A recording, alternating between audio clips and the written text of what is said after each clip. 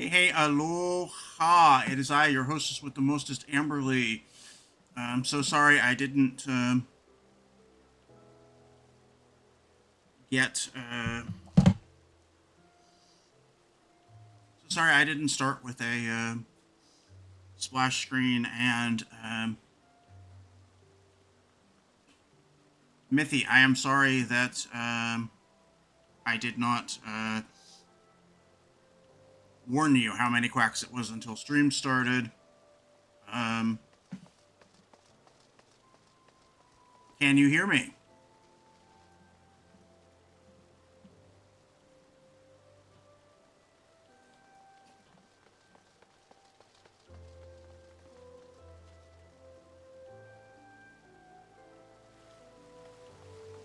All right, awesome.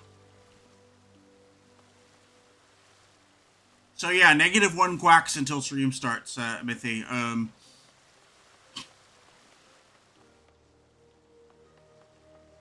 There's your warning. -1 quacks.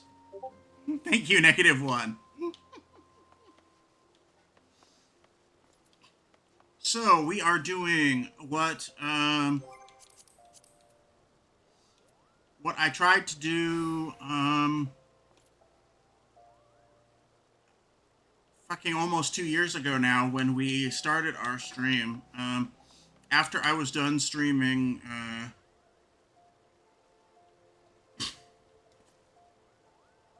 Untitled Goose Game, what I wanted to do was to do some Final Fantasy 14, and I described my backstory for my VTuber character, but that ended up not happening.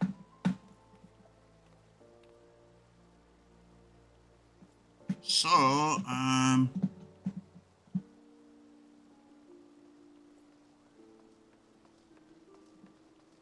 crap, there we go. I ruined the magic for a little bit, but we are good now.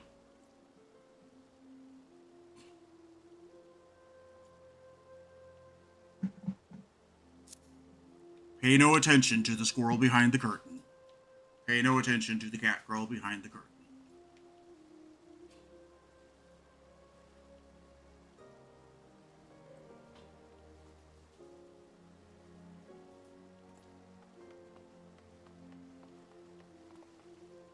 Okay, so we are here, and I am on Saphira. Saphira is my new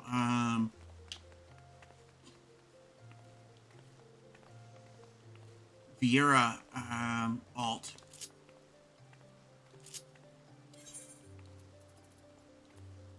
And isn't he a manly man? Let's have a look. Looking very submissive and readable today in the level 60 summoner gear.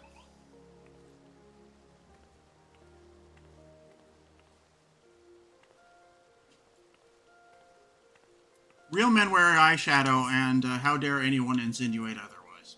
That's all I have to say about that.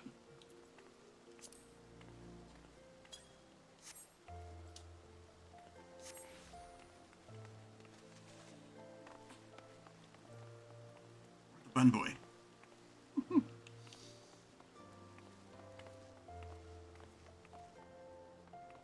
So let's get going. What we're going to be doing today is New Game Plus.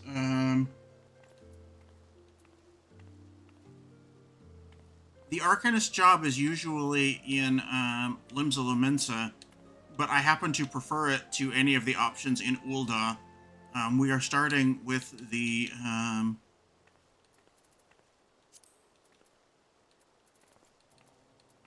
opening quests of A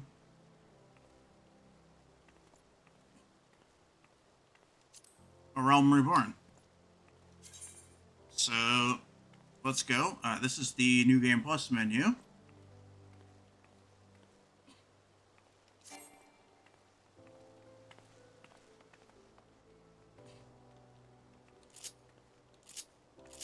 Oh, looks like I have to cancel the leave quest that I have. Let's do that.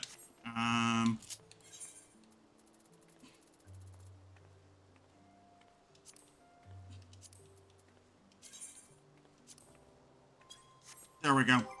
I am not, abandon that leave quest, and, let us New Game Plus. This was a feature that was added to the game. I think it was added to the game, shortly before,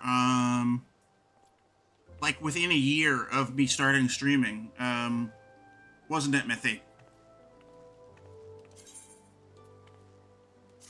It's a relatively new thing in the game, so...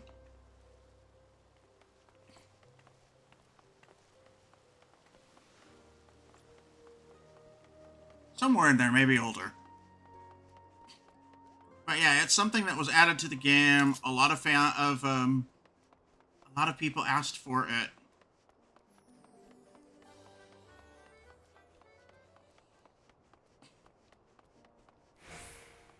So yeah, I'm going to play as Summoner because I've been playing as Summoner after the first little bit, where I had to play as a Pugilist to be able to unlock, to be able to start in Ul'dah. So this is the first quest of New Game Plus. This is not the first quest of the game completely. It starts you off on the second or third one when you're already in Ul'dah. Modi the Quickson wants to introduce you to a certain someone at the Ul'dah dispatch yard. Well, youngling, are you finding our fine Ul'dah? How are you finding our fine Ul'dah then? Got your bearings about you yet? If so, mayhap it's time you ventured beyond the city walls. The bustling streets of Ul'dah are one thing, but the wilds of Thanland, that's another altogether. I know a bloke you might fancy speaking to, and he you. Name him Papashon. Find him over at the Ul'dah dispatch yard. No doubt he'll have some work for you. The dispatch yard's over in central Thanland. Just head out the door across the hall, and you'll see the gate of Nald staring right back at you. Pass through it and head east. You'll come on it for long. The danger should be on the wall, though. More than I care to count. Nothing too terrible, mind you, but feisty enough to attack if you draw near. Don't say nobody cared enough to warn you.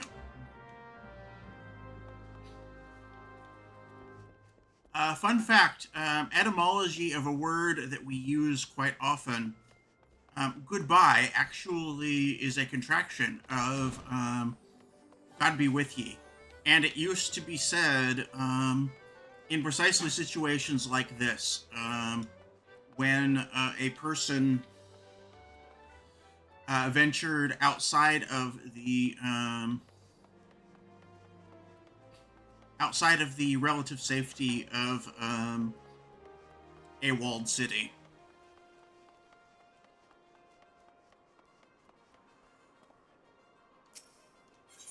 Quite frankly, that's a damn good time to say God be with you.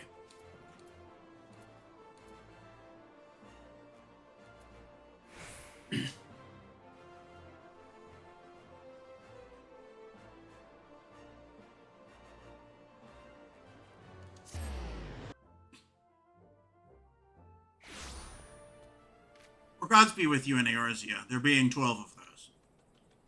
Yes.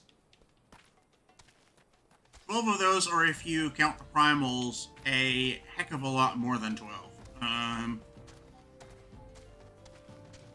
But the quote-unquote spoken, as they used to be called, races, worship a pantheon of 12 deities. And 2 of them are the names of the gates of in Ul'dah. I just went through the gate of Nald, and there's also the gate of Thal.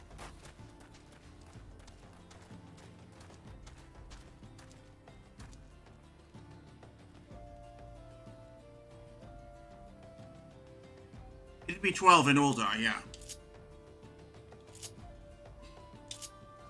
But as you will see, there are a lot of peoples in this world who basically have a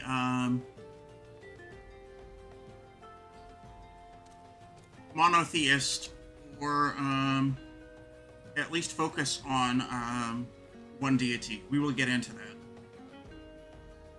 And this job summoner is basically taking the powers of those deities.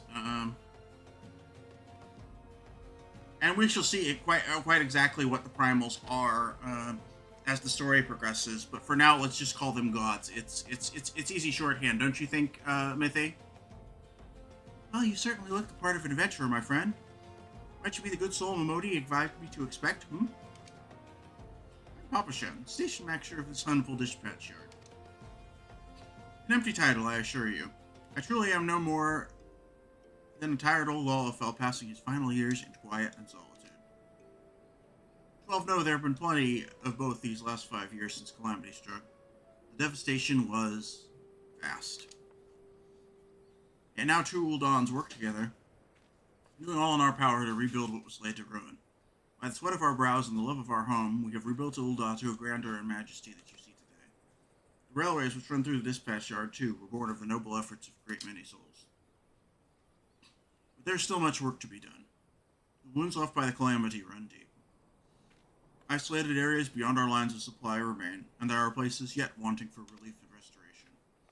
Ul'dah needs the aid of you and your brethren, friend. In fact, never has our need been more dire. Which brings me to the point, I suppose. I do believe I may have some work suited to one of your ability.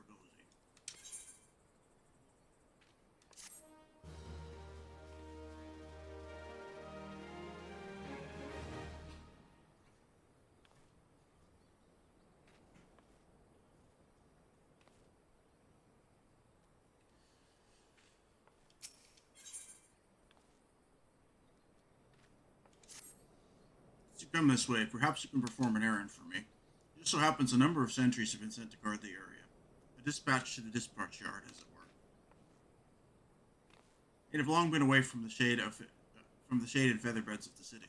The hot days and cold nights can play hells with the mind and body out here.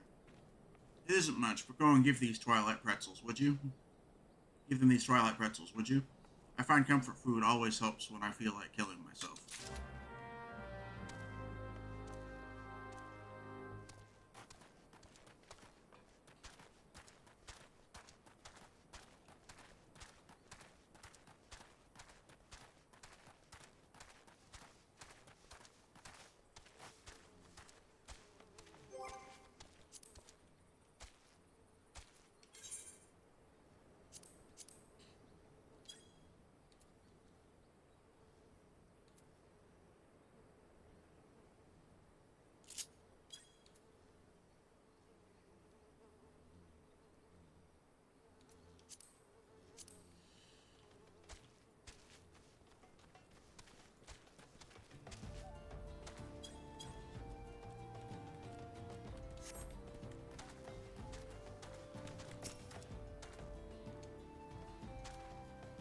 Halt, sir! I'm going to have to ask you to put the pretzel on the ground and place your hands above your head. State your name and business. Twilight Pretzel from Papa Sean? By the gods, forgive me. You can say this new post has my nerves in a twist. Hey, I do the punning around here, mister. I'm terribly sorry for that. Yes. Well, you may rest assured the dispatch yard is safe so long as I stand watch. Please give Papa Sean my thanks, and tell him that I only wish I could repay the favor.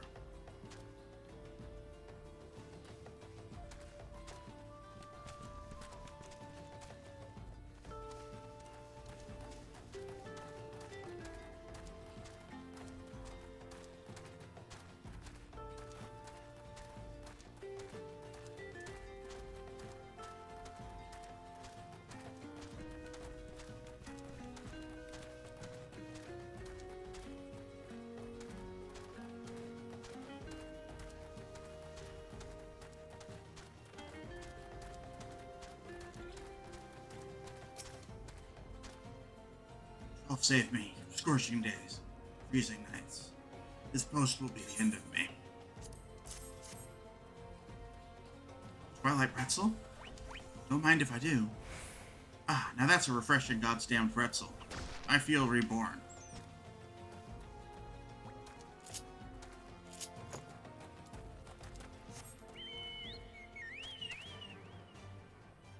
You know what? We missed the chocobo carriage part at the very beginning of the game, so I will ride my chocobo carriage to the next location here.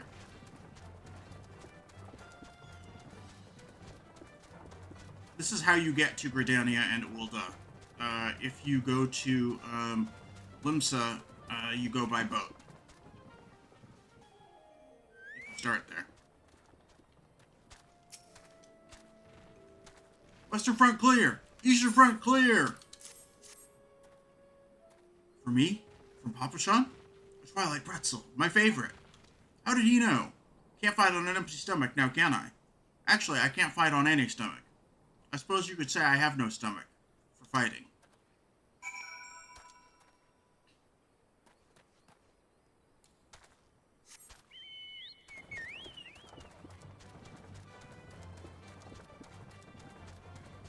Also, you would not have mounts this early on in the game, so I am going faster and saving time because I've already unlocked mounts. You've returned, and with a deal for your pretzels, I see. Tell me, how far are Sultan's Warren sentries? Did they have anything to report? Anything at all? What? Nothing? Are you sure? Oh dear. Take this for your troubles. Then, and stay a moment. There's more I would ask of you.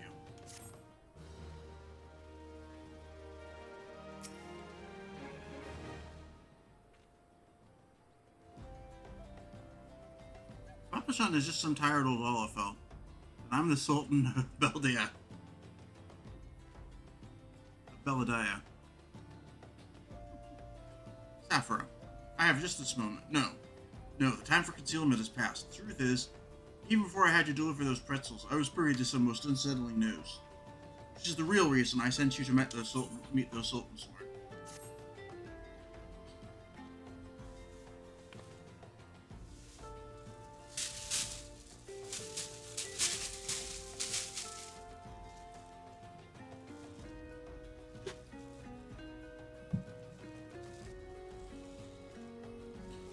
A young noblewoman from a very prestigious family has run away from home, and you've been ordered to see her safe return.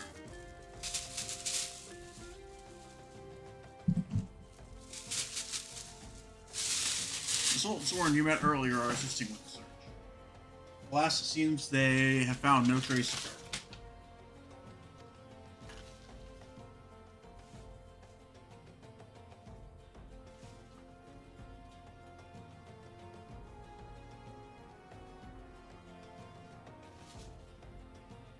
I apologize for not being frank with you from the start. We must proceed with caution. Should word of her disappearance spread, I fear others with less honorable motives may join the hunt. And should we allow her to come to any harm, not even 100 beheadings would be punishment enough. That cannot happen, Sapra. It must not.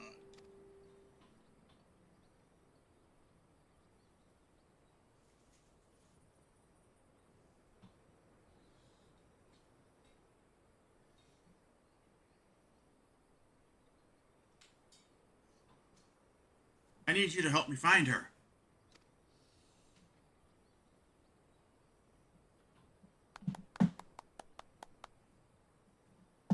Praise the 12. I knew I could count on you. I've instructed the others to expand the search, but Thandlan is vast, and there are only so many of us. The young noblewoman's name is Lady Lilira. I want you to go south and look for her in the vicinity of the Sultan Tree. Good luck.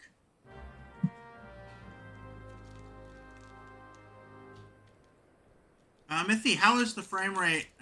Is the game smooth, or are we dropping frames? I know that was a huge problem last time we streamed this, and that's why I did not continue to stream FF14, as I hadn't figured out that you need to limit the frame rate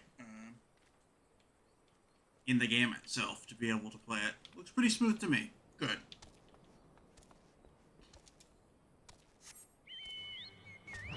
Okay, let's get on my company chocobo And fly. You also don't unlock flying until after you finish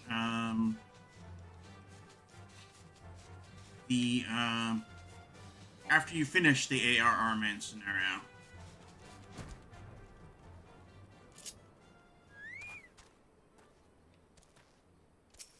Okay, let's go. This is what they call a solo duty. So this is a that curtain of light tells you that there is an instance after you get done talking to this NPC. Oh, Sultan Tree.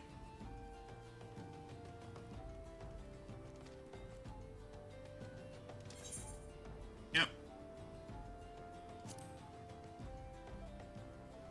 Let's go. Certainly not the slideshow we had the first time. Yeah, that was kind of unfortunate. Sultan Tree, hallowed spirit of my line, forgive my weakness. My failings have cost us dear.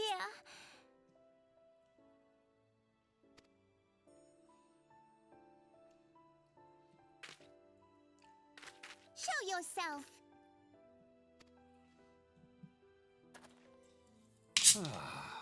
As you command, O Lilira.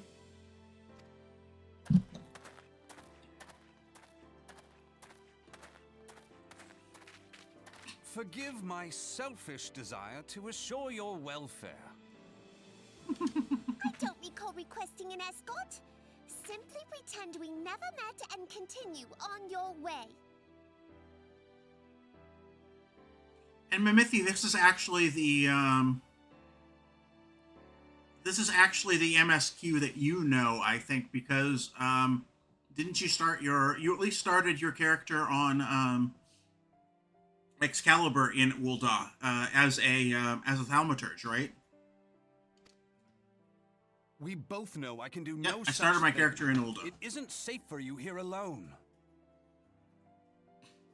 I started my main in Gridania, and my alt on Golem started in Limsa, and this alt started in Ul'dah. I wanted to do that so that I could show all three of the starting MSQs. Would the people who are around be interested in seeing that? It isn't safe for anyone. Not with this etheric disturbance. It's as though the dead are watching us. And I'd prefer not to join them, if it's all the same to you. Yeah, I'd like to show all three starting MSQs eventually. So I have 3 different characters to do that. That's the only way you can do that. Unfortunately, New Game Plus Must be the one that Papa Shan mentioned. Congratulations on finding our elusive young charge. You'll have to forgive her impetuousness. What she lacks in discipline, she makes up for in stubbornness.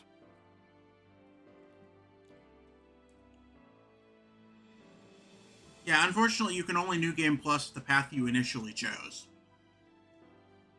So you have to have 3 characters to see all 3 of the start areas. You should return with us.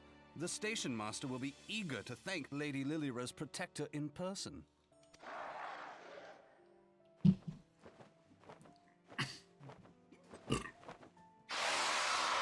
Alas, the station master will have to wait.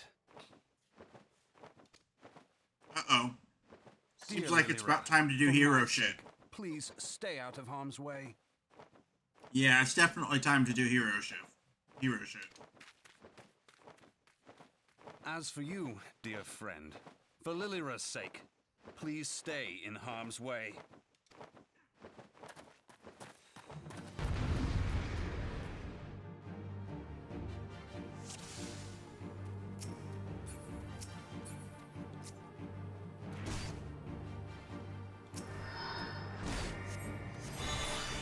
Summon the Carbuncle.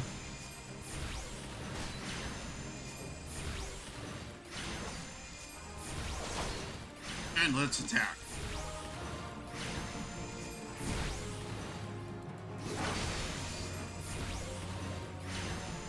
Yeah, the job before this, Arcanist, basically relies on sort of the power of glyphs and sacred geometry. That's what entitles you to summon the carbuncle, the little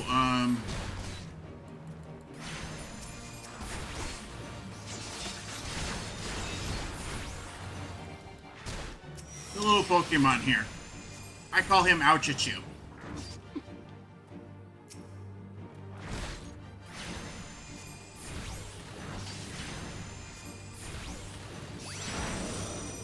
Baja Blaster!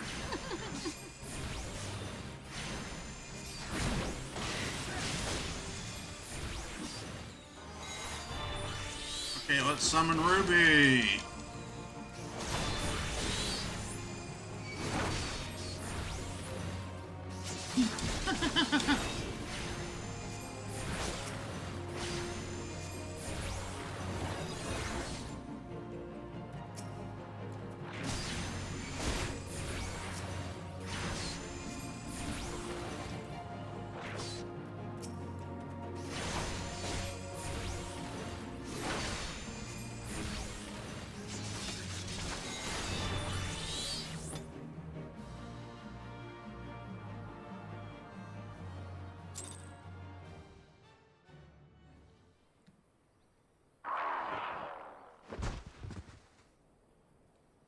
I think I have summed up Arcanist and Summoner pretty well until we do the class and job quests. Don't you think so, Mithy? I do intend to do at least the class and job quests that I find interesting. Ooh, crystal. My crystal.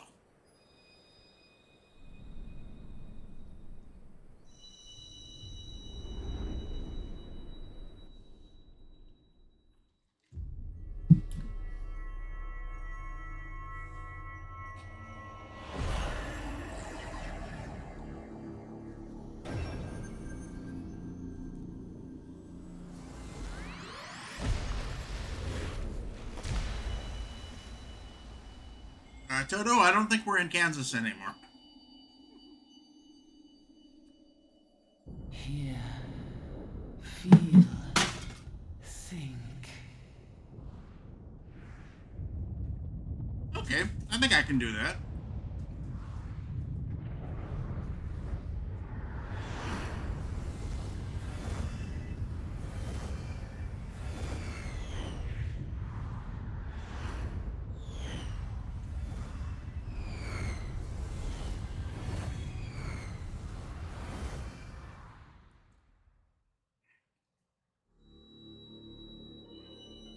But yeah, I think that it's fair to say that Crystal bearer.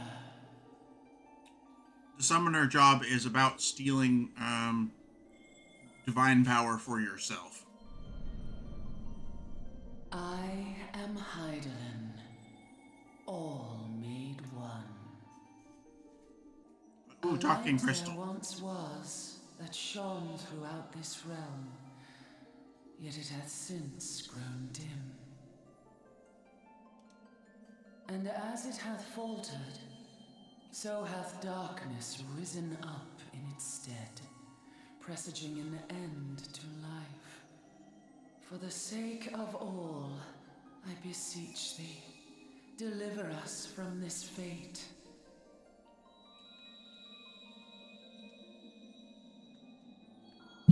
The power to banish the darkness dwelleth in the crystals of light. Journey forth and lay claim to them.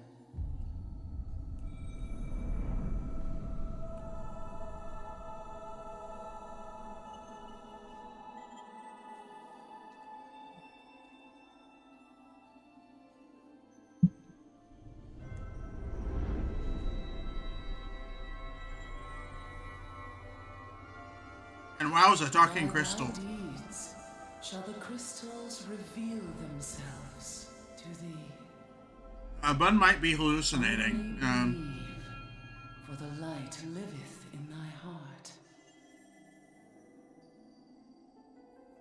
Yeah, Bun could potentially be hallucinating, being out in the hot sun, out in the desert all day.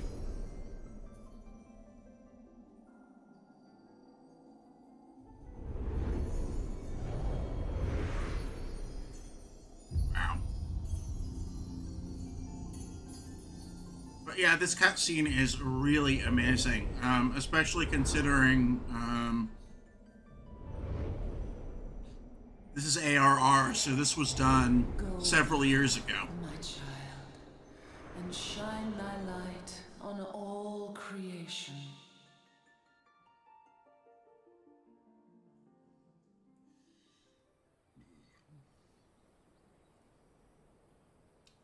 The game has gotten a graphics redo, but that's still decent for Coming around now. like a late 2010s cutscene. Don't you think so, Mithy?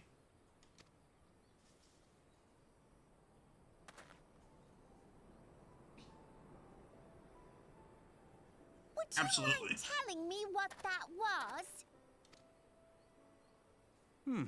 If I only knew. A denizen of the void at any rate.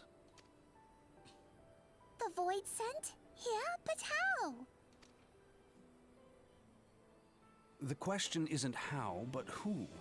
We're not dealing with bookless bandits.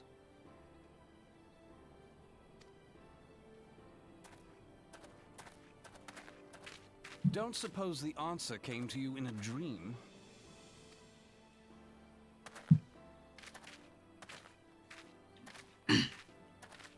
No sooner did you fell the beast than you fell asleep. Too much ether, no doubt.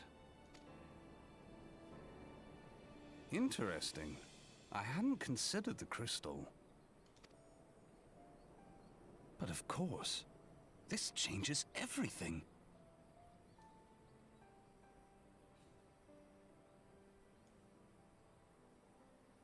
Okay, Blonde Dagger dude knows about the crystal, so it's not... Oh, just thinking aloud? At any rate, we haven't a moment to spare. I must return and report this at once. It's not exactly a hallucination then, unless it's one of those... Lady Lilira in your capable hands. unless it's one of those shared hallucinations, like, How dare you pass me about like a swaddled babe? like Our Lady of Lourdes, Our Lady of Fatima, that sort of thing, where a group of people all report to see the same hallucination. I shall return and tell them myself.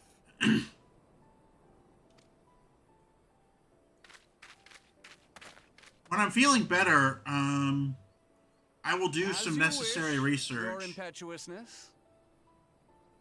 Perhaps it's, oh, this sort of crystal causes hallucinations. Yeah, perhaps.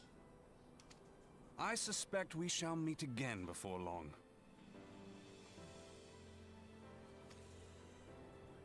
Until then, try and stay awake.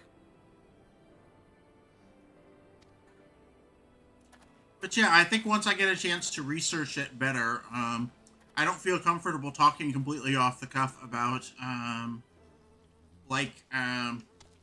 shared hallucinations, and mass hysterias, but, that is a decent topic, for a skeptic stream like we do here.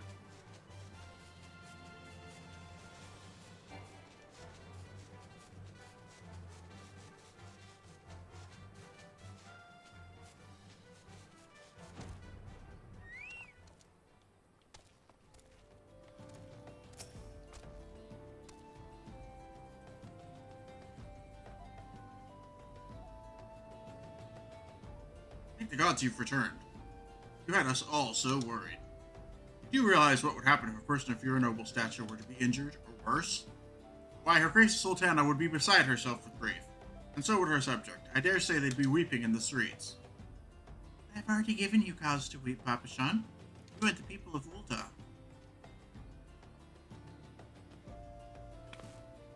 But yeah, I know that some people, do have a lot of faith in those sorts of things, and that faith is unshakable. As a skeptic, I just feel like it is my duty to provide a possible scientific or at least social scientific, like psychology type explanation for such phenomena. You think that's fair, Mithy? 14 is a fantasy setting, so the rules for what ordinary people think of as possible and impossible are different. And sure, it's not my place to make dance, my lady, but I beg you, please stay out of harm's way.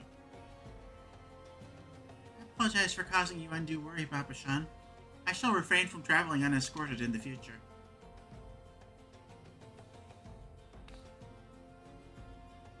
Like I have said, I do not have supernatural beliefs, per se. But I am very much a pragmatist. I don't care so much about what people believe as I care about how those beliefs inform their actions. That said, your feigning spell plus the crystal do seem to be significant to that handsome white-haired fellow. Yeah, they do. We both know his name, but I am not going to. I tend to do the spoiler-free playthrough thing. Even when I tease a little bit, like I did in Pokemon Scarlet and Violet, I like to just let the details unfold while we are doing story, because, quite frankly, the game's story is one of the main reasons that I play games while I stream. I understand you fought bravely to protect Lady Lilura from Voidsent fiends. For your gallant service, you'd serve all the riches in the royal vaults. Alas, a small token of my gratitude is the best I can offer. Sarcastic man was a strange contraption strapped to his shoulder. I see you met Thancred. He's a scholar who spends his days investigating oddities in the aether. Rather too fond of the sound of his own voice for my liking, but perfectly harmless. As for you, Saphira, you're just the sort of adventurer we need around here. I pray you show the same kindness to the people of Thanalan as you did to us today.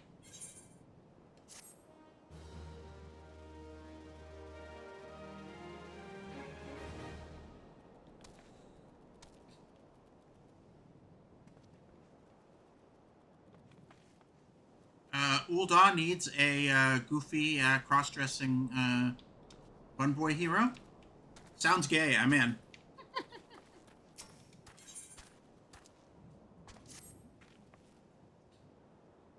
You're an adventurer, yes? You're not otherwise occupied. I have a favor to ask. I've resolved to repay a debt of gratitude, which I owe to the owner of the coffer and coffin.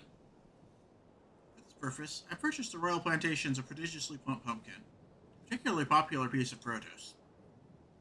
Wow, alliteration much, Cicidoa? Alas, I cannot part this place to procure and proffer the pumpkin. You see, the scheduled shipment for the Nanawa mines, for which I wait, is late. Yeah, Cicidoa here has a penchant for plosives, don't you think, Mithy? To continue the alliteration there. I prevail upon you to pick up the pumpkin in my stead and see it safely to the coffer and coffin. Present this receipt of purchase to Gagari at the royal plantations, and she will yield it to you. I apologize for asking you to attend to this time-consuming task, but I truly appreciate your assistance. He wishes he could be a poet instead of a merchant.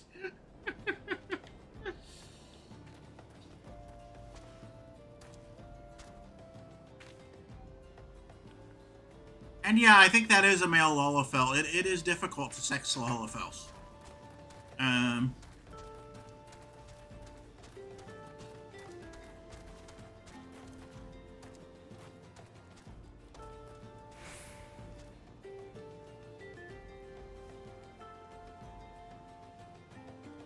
Oh, Cicidoa is masculine naming convention.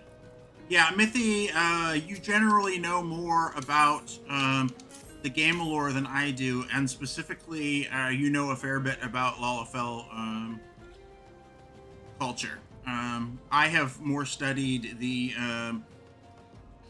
Miqo'te and Vieira lore myself. The Vieira lore is kind of thin on the ground, but I know most of what there is to know.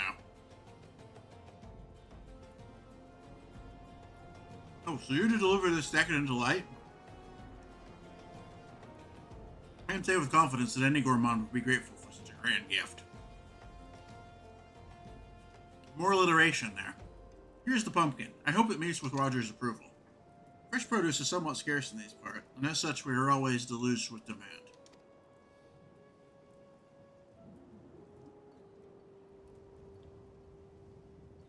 Oh yeah, she does look, you know the way to the Coffer and Coffin, correct? It's beyond the bridge to the northwest. For a place where the local laborers lounge.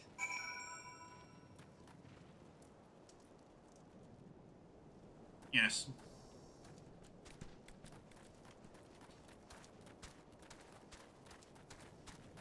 She likes alliteration, so do I.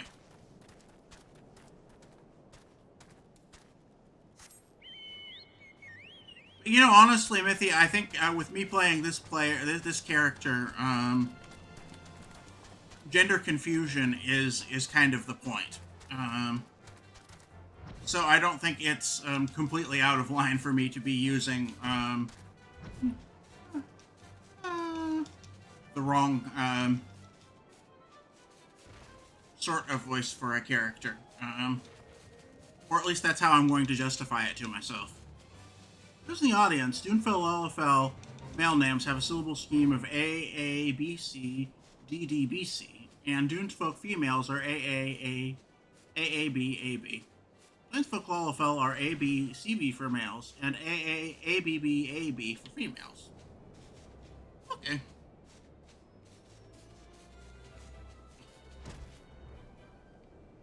But yeah, Mithy, don't you agree? I think that gender confusion is sort of what we signed up for with Bun here.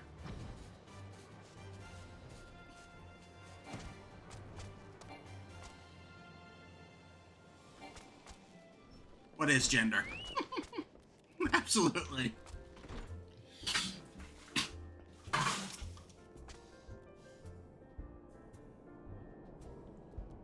Drink for you, laddie. You won't get better ale or spirits for your coin than me at me place. What's that? We Cicidoa asked you be bringing this to you to me? Ha! Heh, so even that foul-mouthed drunk knows the meaning of remorse. Reckon this is for the time I carried his drink-sodden arse back home. What else? An honest-to-God's pumpkin from the royal plantations? I can't wait to see what the cooks will do with her. The lads here scoff down beastly amounts of meat, and it's starting to tell on their health. It'd be good to get more vegetables in their bellies. Assuming I can get the stubborn bastards to try something new. Thanks for the help, laddie.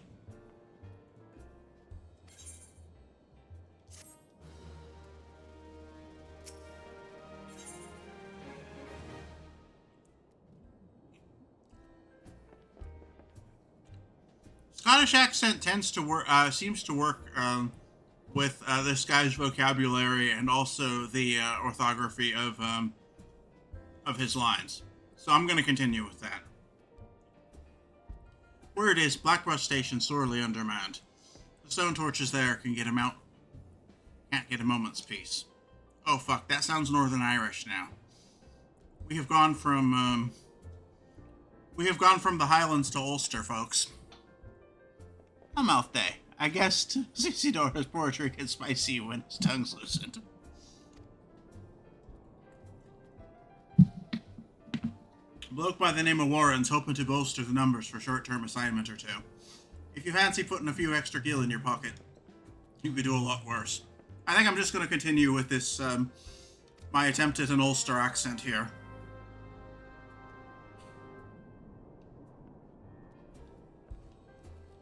What do you think, Mithy? I think this is good for a wee bit.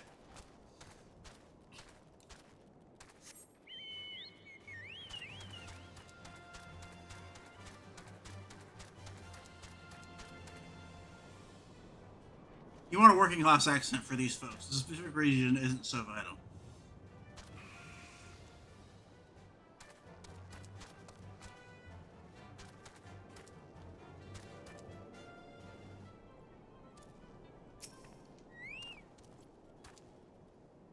for work, perchance? If so, you couldn't have come at a better time. Stone torches are sellswords hired by Amgina and Sons Mineral Concern to protect its interests. Our duty here is to keep the tracks clear of pests. For this purpose, we require your aid. I should point out, however, it can be messy work and liable to get messier still if you're ill-prepared. A single piece of gear can mean the difference between life and death. I'll not have it on my conscience to send an ill-equipped adventurer to an untimely demise. See to it that your arms and armor are in order. When you are ready, present yourself to me again.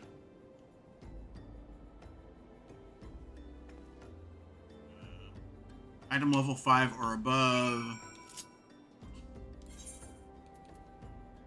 My average item level is freaking 178, and I have the level 60 tome gear.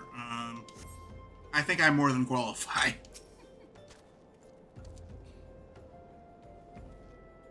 Here we have the eye level gate. So are you ready for inspection? Good, everything appears in order. I know that not is guaranteed in this world. Fate is a fickle mistress after all. At any rate, capable adventurer like you are few and far between. Would not have you throw your life away. Had to bury too many comrades, brushed aside cracks in their hauberks and dents in their helms. No matter what you face, do not disregard the importance of gear. But yeah, whenever I try to do Irish, it comes out freaking Ulster Irish, so that's what we'll go with.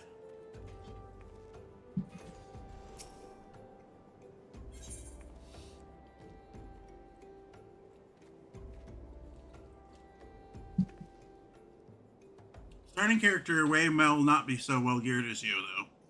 The purpose of this quest is to ensure they're up for it.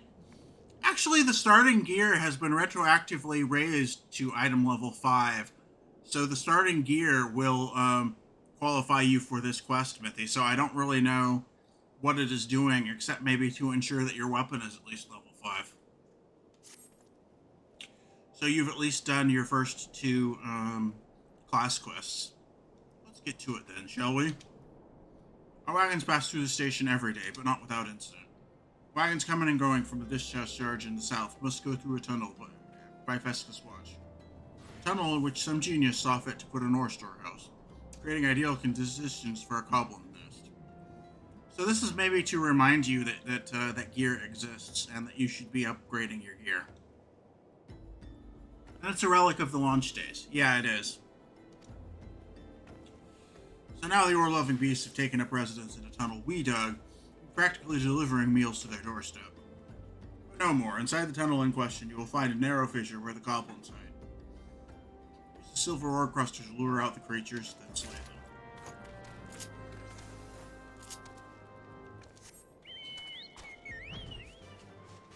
Let's go!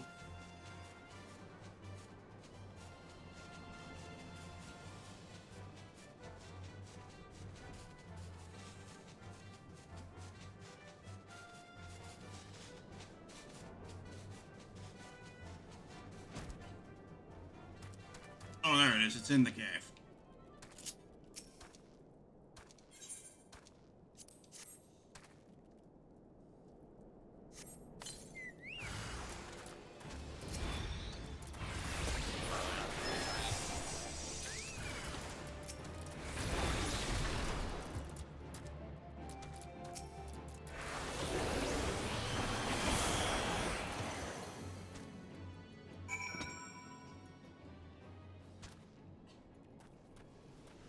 Yeah, I am level 64 with the level 60 artifact gear. I'm just going to massacre anything that is not that I am not scaled to in an instance.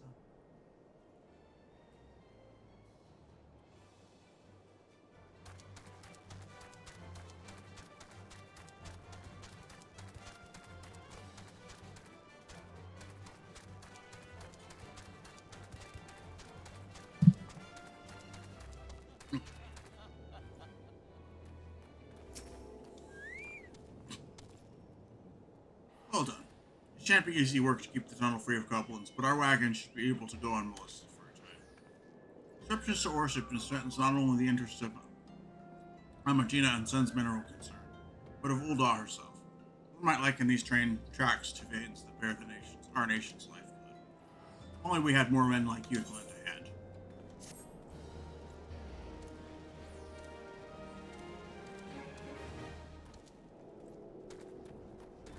More men like me, huh?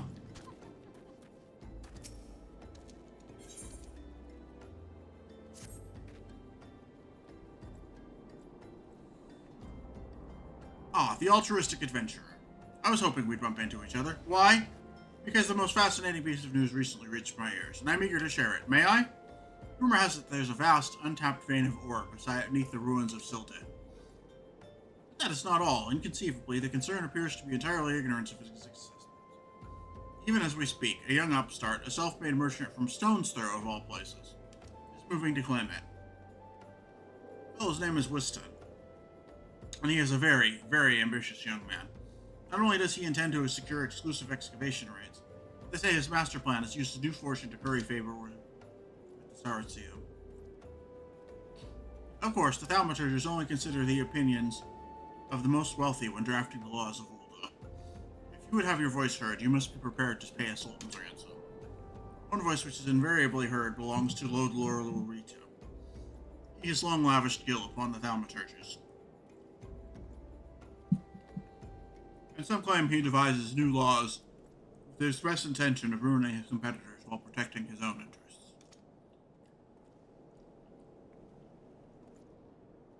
Suffice to say, if Weston thinks he can compete with the likes of the Syndicate, he's in for a rude awakening. But that eventuality may yet be a little way off.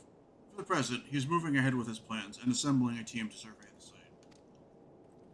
Told he's at the Coffer and Coffin right now, recruiting able-bodied adventurers to escort his prospectors. Warren said you were looking for work. Mayhap you should meet Weston and volunteer for his expedition.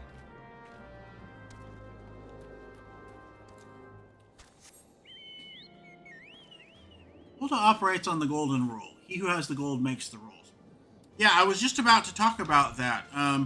Ulda is a oligarchy, and the Syndicate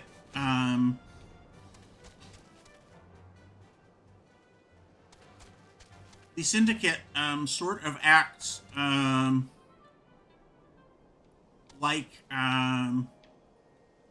kind of a parliament, and Lord Lolorito is if not the most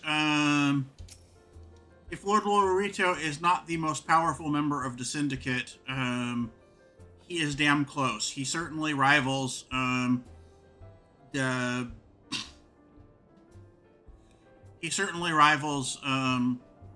the other Lalafell and the general for power. I'm not going to use their names because plutocracy specifically. Too late. Some brass plates looking for extra coin volunteers, and the team's already en route to the ruins. But look, I know it's not easy to find work these days. If you're interested, there's something else you can do for me. There are these children outside, little ones from Stone's Throw. I look after them when I have time to spare, so they've been taken to following me around, even when I tell them not to. But with overseeing the search for the vein, I barely have a chance to visit the Privy at the moment, much less entertain younglings. Can you give them these ginger cookies and convince them to go home for me?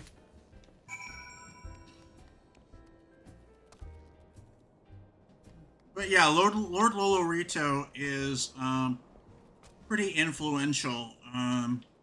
He is as influential as the other Ulda merchant, as the other. I like playing with Wiston. He makes sure no one bullies us. He's worried about us? Oh, I don't want to make him worried. I'm a good girl, so I'll go home. There's actually at least one hero on the Syndicate besides the General. Oh yes, the goldsmith who owns the casino is who you're talking about, right? I'm not going to name names because, like I said, as few spoilers as possible. But, yeah, the goldsmith who owns the casino. Yeah. I ain't going nowhere, mister. I'm too hungry to move. Besides, so you'll have to carry me. A cookie? Well, if Wiston really wants me to go home, then all right. But I want to next time.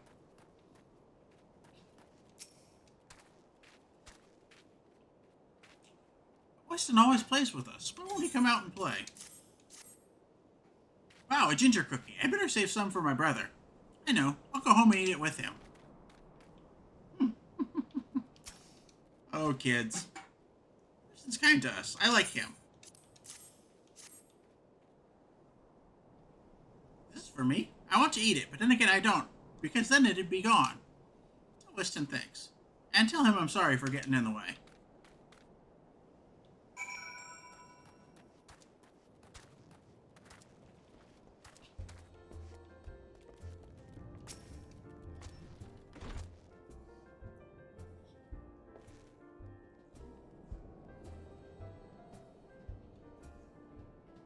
Thank you, adventurer. I only wish I could do more.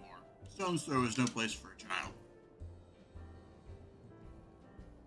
Not that my childhood was much happier. Never enough food to go around, nor work to earn it. No shortage of contempt from the great and the good. I remember thinking things could only get better. Yet now, after the calamity and everything else, for us refugees to be forced to live outside the gates like bloody beastmen is a disgrace. They say with enough money you can change the laws here. So I'm going to make a fortune and do just that. I'll buy the excavation rights and start my own mining business. Then I'll give my fellow refugees the work they're crying out for. And pay them fairly.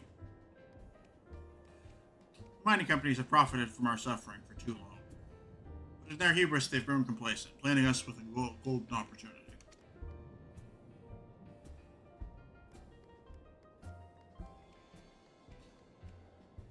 And we will take it, adventurer. We will claim our dignity, and with it, our place within those walls.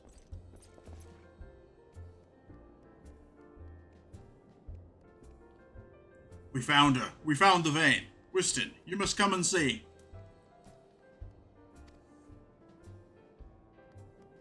Ready? Amazing! We leave at once.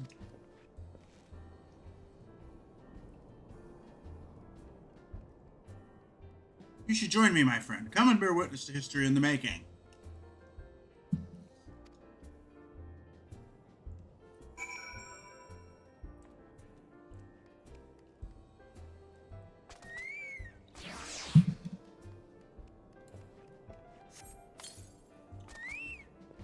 Uh-oh, time to feed the birdie. There you go, birdie. There's an hour more.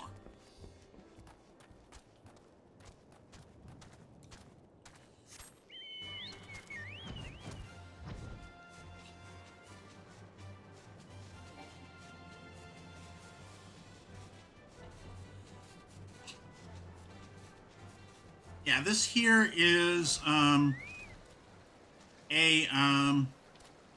variant dungeon called the Silda Subterrane.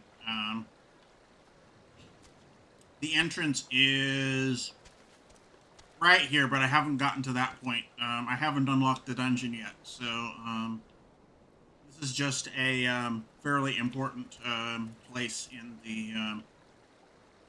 the game world right now that doesn't have anything. There will be a dungeon here eventually. Another solo duty.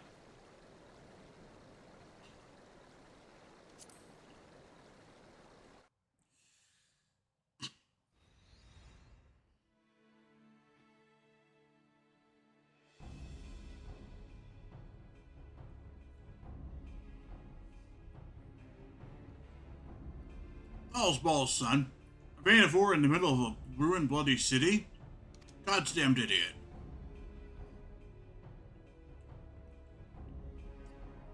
What did you think was going to happen? Did you try to get rich and get cozy with the Order? While the Masters of Ul'dah looked on? No one crosses the Syndicate. The Syndicate?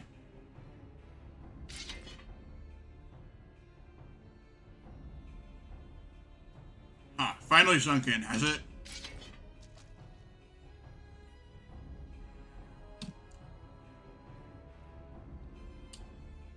Well, look at this. Not all your friends deserved it, it seems. Lucky boy. Now you won't have to die alone.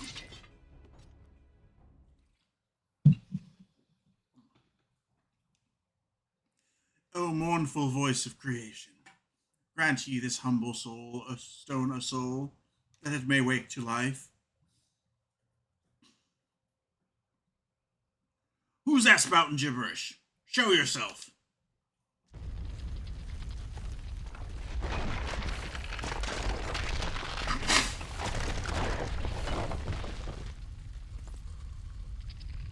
This ain't part of the plan. Bloody hells. Does Lord Olorito mean to kill us too?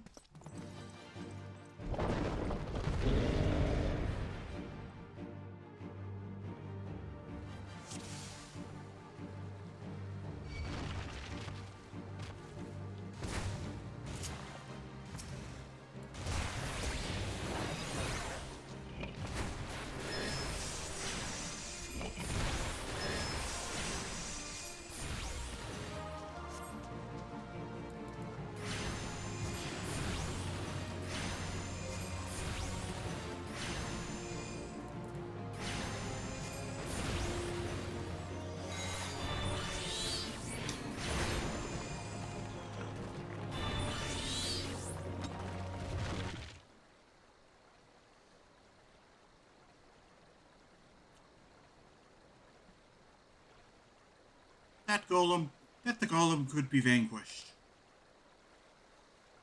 That man is no ordinary adventurer.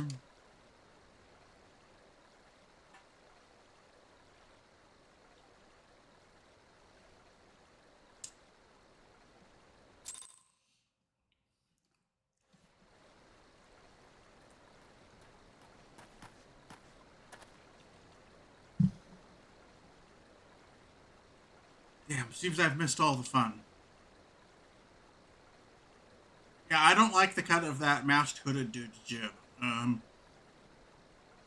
He's kinda sinister. I see you didn't need my help this time. From an outside the narrative perspective, the game has spared you the political consequences of fighting the Brass Blades directly by having them overridden by a bigger bad. Yes.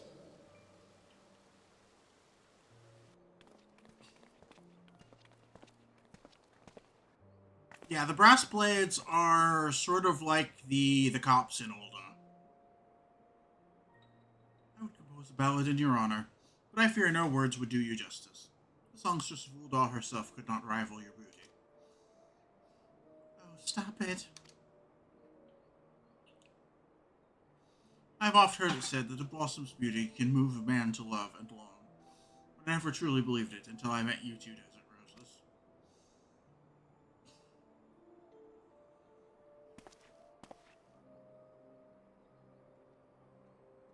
I hear they attacked another caravan. Aye, and business is suffering for it. Bloody Amalja. What stirred him up, do you reckon? Another raid, and I wager that caravan was carrying crystals, much like the last. If they truly mean to summon a primal, we must act quickly. Are you coming, love? You wouldn't keep a girl waiting, would you?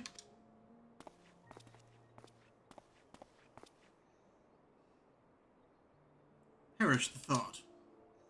So tell me, where in this marvel of a city might you lovely ladies be staying?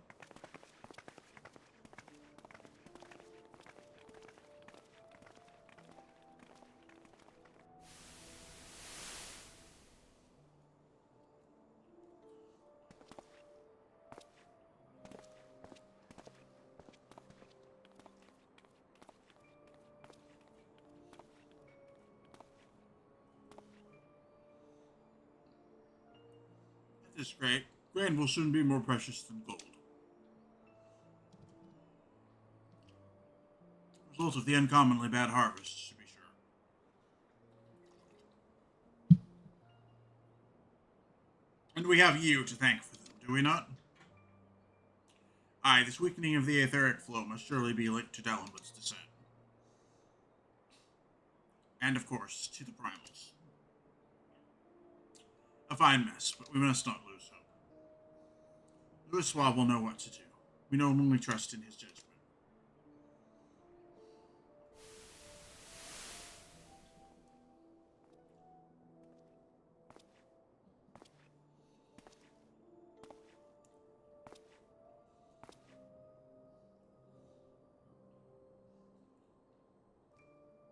Truly a marvel of Charlian ingenuity.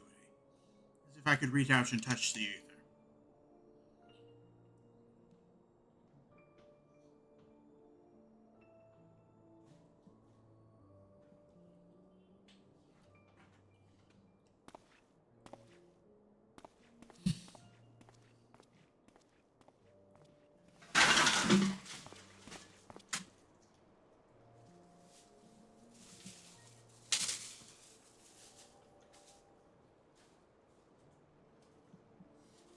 Time to focus. No more gallivanting about like before.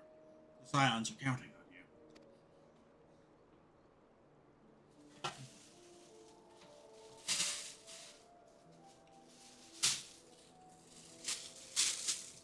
Have faith. Just have faith. You can do this.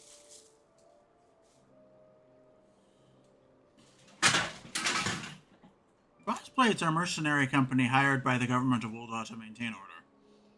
Even if all cops weren't bastards, the Brassblades absolutely are.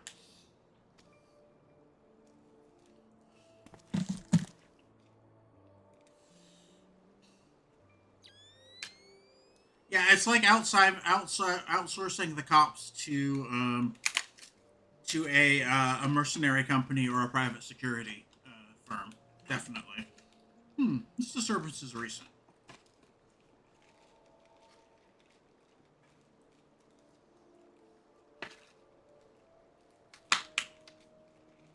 So yeah, they are private security, like you would have at a mall, at a theme park these days. Not what we would think of as police. Disturbance is recent.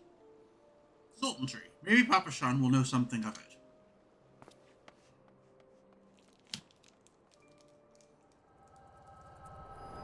Yeah, if we were looking for a real-life analog, here in the U.S., the Pinkerton Detective Agency would be a decent real-life analog for the Brassblades. Don't you think, Mithy? They're sort of like Pinkertons.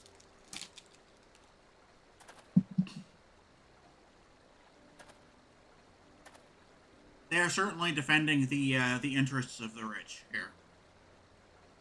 Looks like they gave you quite a thrashing. Can you walk?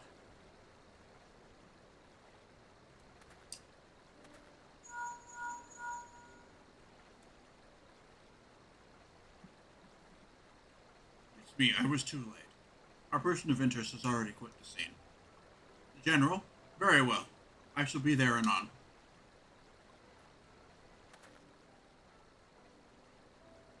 My colleagues went to great lengths to provide me with means to detect etheric disturbances.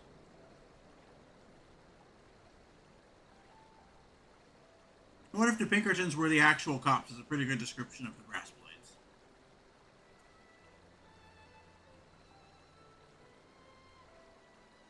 Every time I find one, you seem to be in the middle of it. I'm starting to wonder if it might not just be simpler to follow you around. Sadly, I have business elsewhere. Tread softly, my friend. The carefully laid trap you dismantled was clearly sanctioned by Lord Lodorito.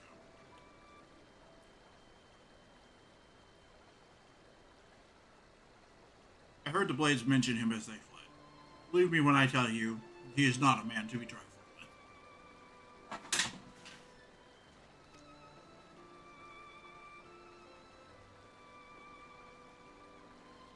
Sultana's enemies grow bolder by the day, and I suspect they have the support of outside forces.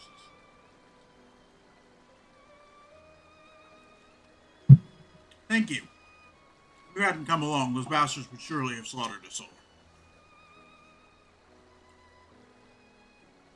I will speak with you further, but it isn't safe for us to linger here.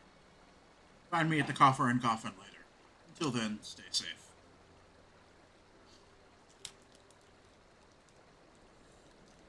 I shall accompany Weston and his men. They need protection, and I need more information.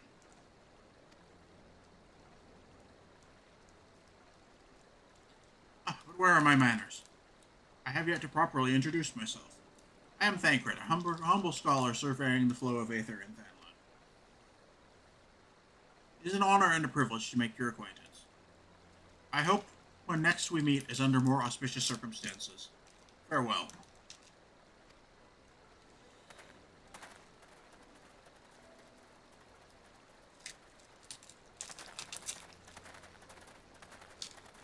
Wait a moment.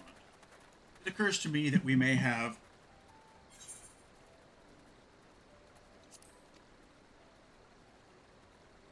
Never mind. Fare thee well.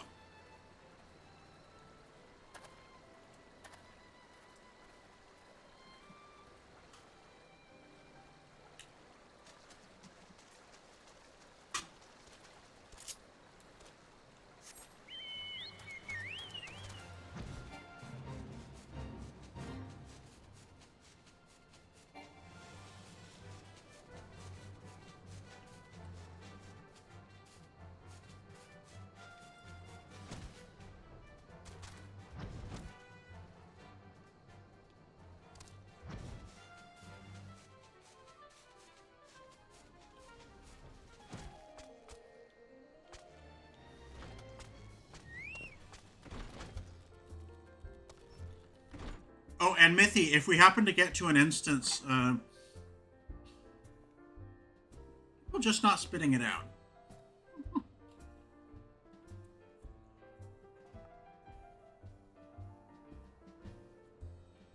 But yeah, if we make it to the first dungeon, I have things set up so that it only shows initials. So I think that I can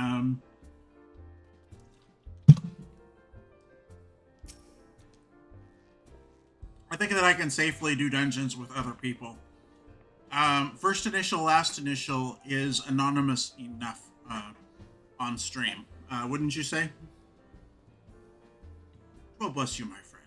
You risked your life to save ours. And I've also done that so that all of the player characters out in the world show up as just first initial, last initial. Betrayed by my own guards. Gods. I was a fool to trust those men. Lolorito owns the goddamn brass blades. I should have questioned their motives from the start. And so I could hardly have predicted that the wealthiest man in Ul'dah would want me dead for the heinous crime of seeking to change the law.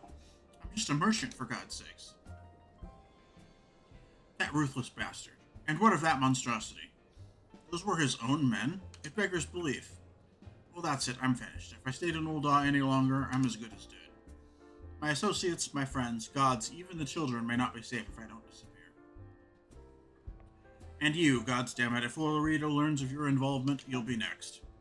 I'll speak with the others to make sure your part in this stays secret. Beyond that, I don't know what to suggest. Maybe you should seek the counsel of Mistress Miqo'te.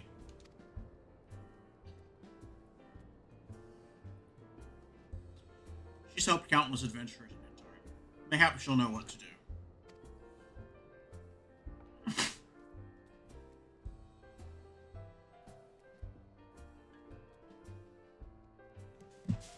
Go quickly now, my friend. Lolorito's spies may be watching.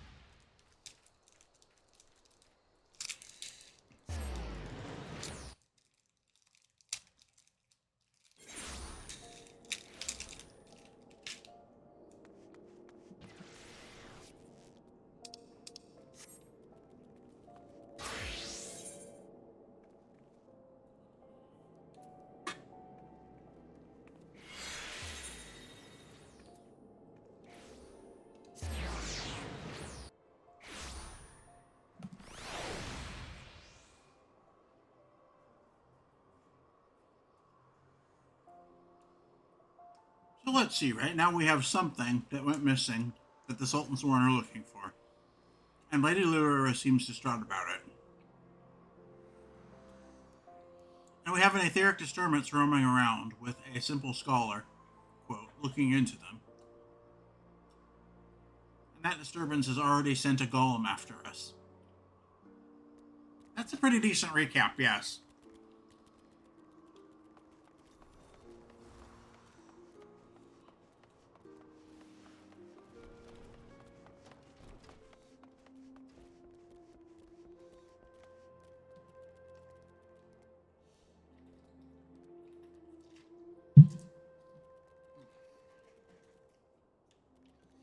Okay, let's see if I understand Lalafell names. Her full name is actually probably Miqo'te Modi. Right, Mimithy? Right, Mithy? Oh, and of course, plutocracy shenanigans. Yeah, her name would probably be Miqo'te Modi. Her full name.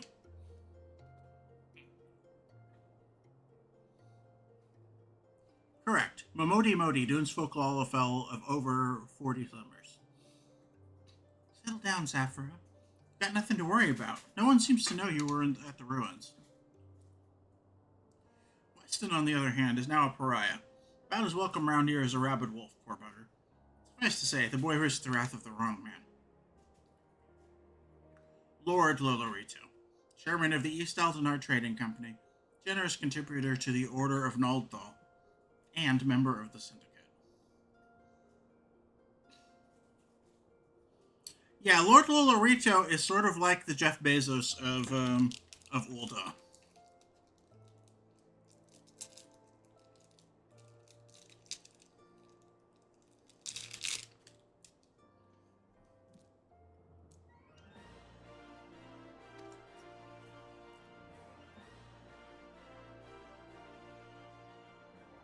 Get where he is by leaving loose ends, that one.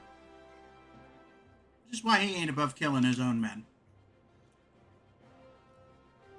Hells, even if those blades knew what was coming, it's not like they could refuse to do their benefactor's bidding.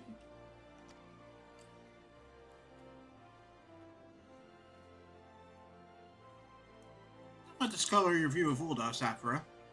It's true that there are some here who ain't afraid to crack a few skulls if it gets them what they want.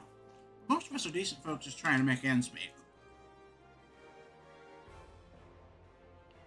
A good example, not the Elon Musk of Ulda. Someone much more deserving of that epithet will turn up much later. Yeah. Yeah, I think I know who you're talking about. You know, a lot of people would call you a damn fool for risking your life to save a marked man.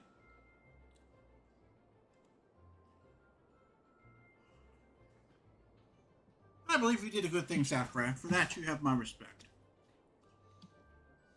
Listen, you've been through a lot lately. Why don't you rest a spell?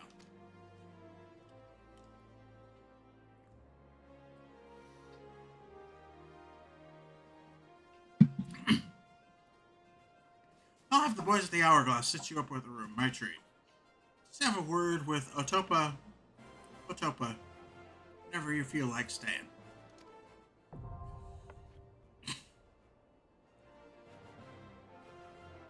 You got your appetite for adventuring back. Consider taking on a guild leaf or two. Got a lot of requests from locals looking to hire adventurers for various jobs. Be a good way for you to earn yourself some extra gil. This can tell you more about how the system works, so go and speak with him if you're interested.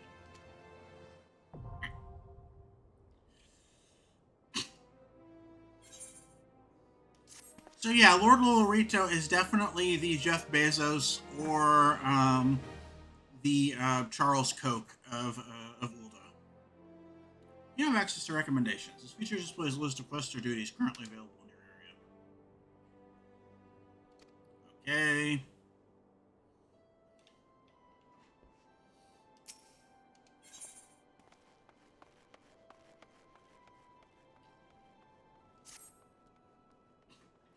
Look what the girl dragged in. Good to see you, Saffron. I'd ask what brings you, but I reckon we both know the answer to that already. Well, have I ever let you down before? Wait, don't answer that. Because I know the fellow by the name of Danan who needs a hand. He's a merchant by trade, selling precious stones to those in Ulda with the means to buy them. Enough that I send any looking for work his way. You can find him over in Horizon if you fancy. It's in western Thanlin, mind you. Just cross the bridge north of Scorpion Crossing, and the road will take you there. Knowing the circles he deals in, might be he'll have some of the royal family that'll interest you as well. Some talk of the royal family that'll interest you as well. And why not make use of Choco Porter for the journey to Horizon? You've got the Guild for it, that is. You'll find the Chocobo stables just across the way from my quicksand. Find Mimigun. He'll set you straight. Well, off you go then. I haven't got all day to be holding your bloody hand. her advice and let's take a chocobo porter. It'll be fun to show how those work on stream.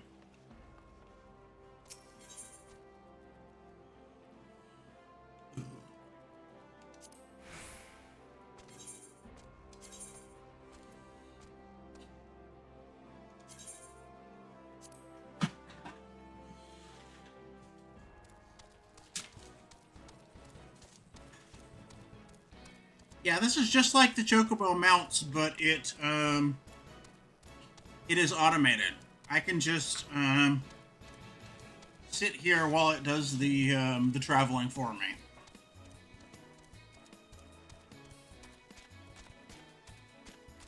This is sometimes more fun than teleporting there.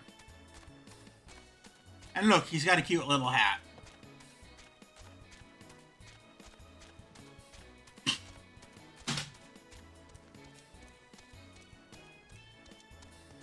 Viera, the bunny people that my character is, cannot wear most hats. So, the birdies get hats, but we don't. It's kind of unfair.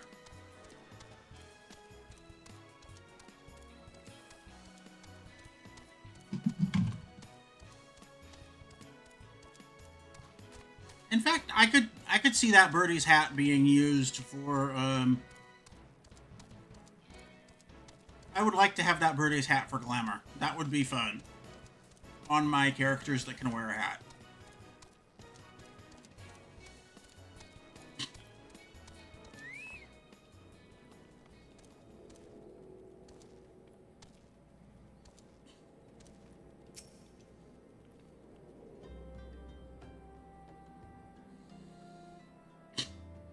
Sapphire, I presume? I'm already said to expect you. And so I have. Welcome to Horizon. Ours is a trading settlement that sees goods from the port of Vesper Bay to the west. And trade we do. Nary a day goes by that Horizon isn't bustling with some manner of merchants and officials. They keep us running about busy, they do. Enough so that I wish I had chocobo legs in place of my own. So I've asked Miqo'te to send me any souls looking for work. 12 knows there's plenty of it to be done around here. Speak to me again when you're ready to make yourself of some use.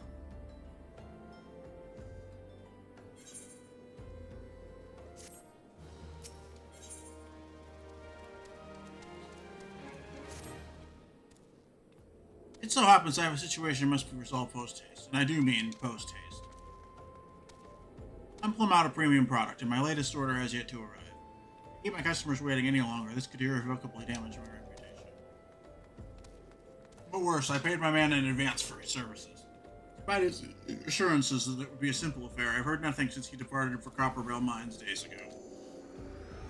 Find Drunken Stag and give him this notice. I cannot afford any further delay.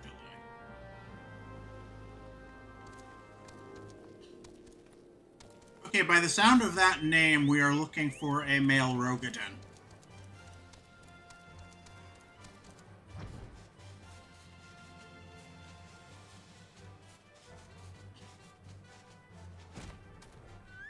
Yep.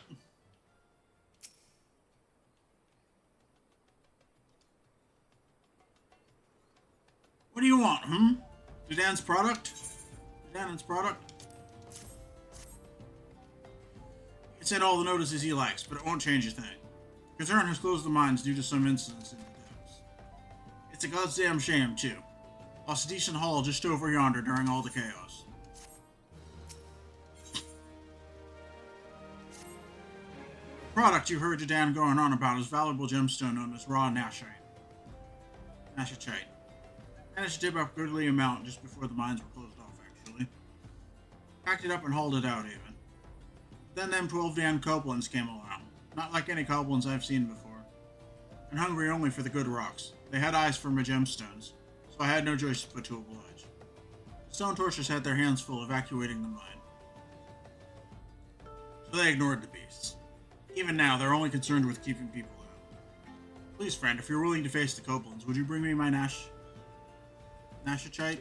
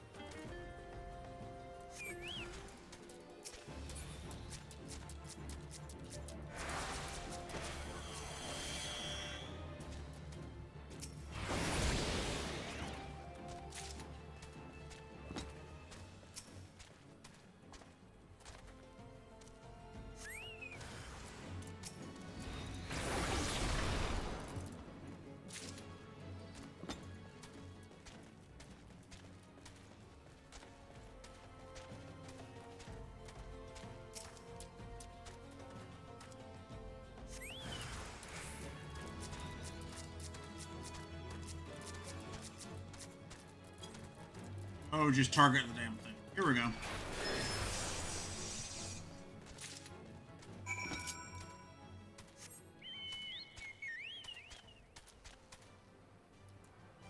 And yeah, this is the Copper Bell, or as we call it, the Copper Hell Mines. This is a dungeon. We will be going in there later on.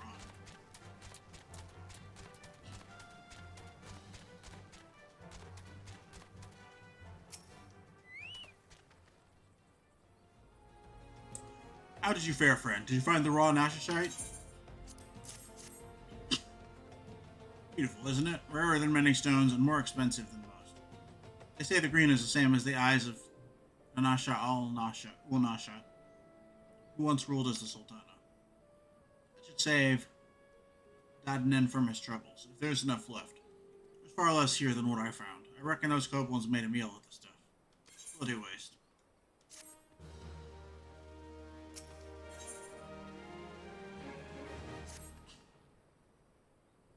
You'd like a chance to make some money, right? And I know just how good can repay you for your kindness.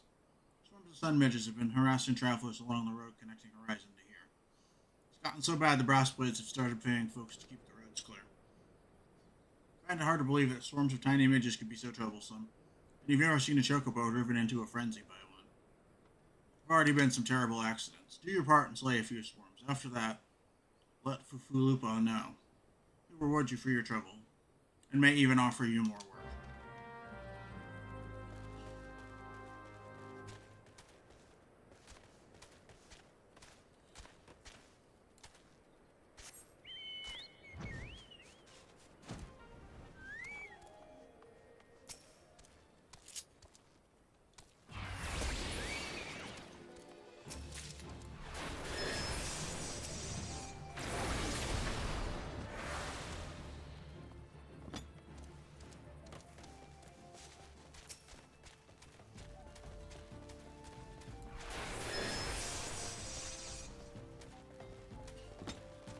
It's awesome that they've started to put markers of quest mobs on your map. That really makes things easier.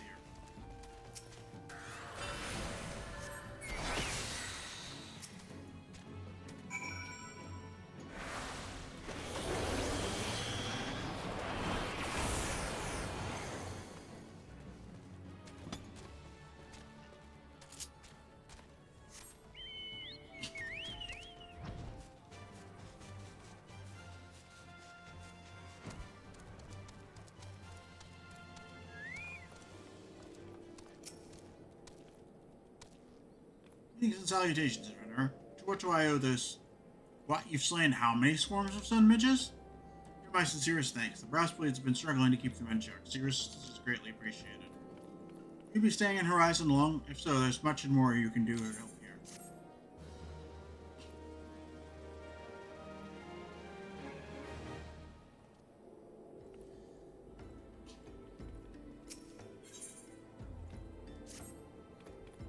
I'm anyone list your aid, brave adventurer.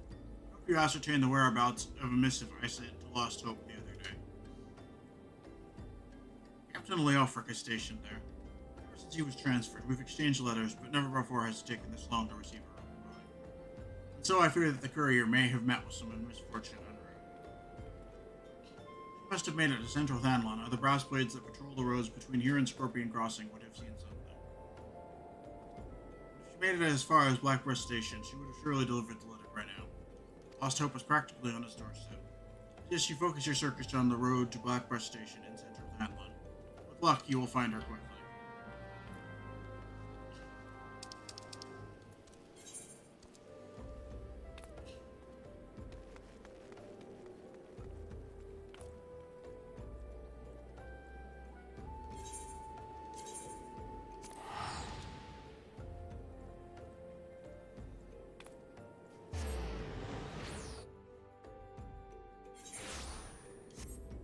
I'm going to see a man about a duck. I will be right back.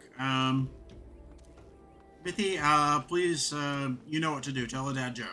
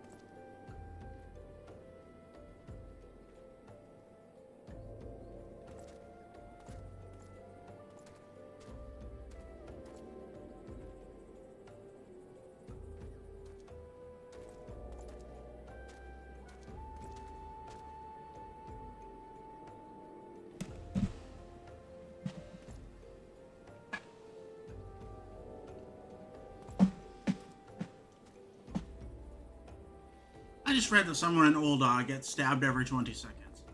Poor guy.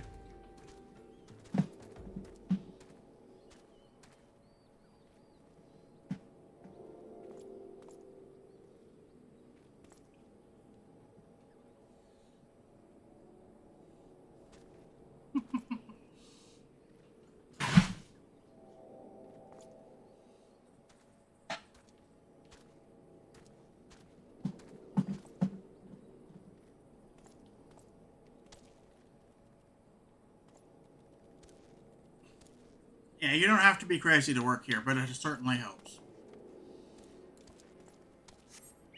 Okay, before I do that, let's, I've been using the Squirrel Companion,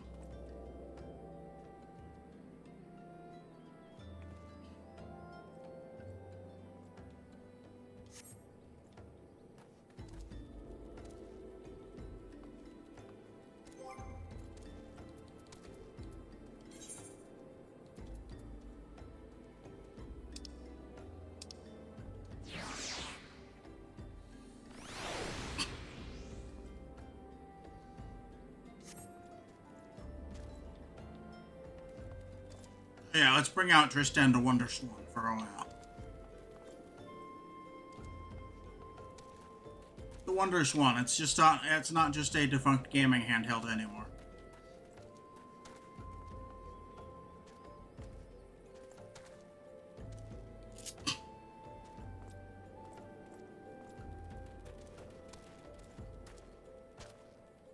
You know what? I need to head back to...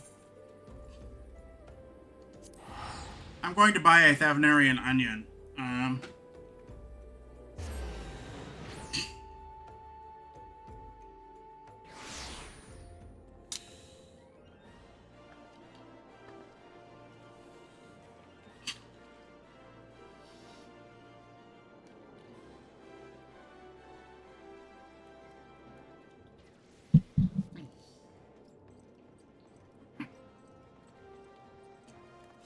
Yeah, I need Thavnarian onions because my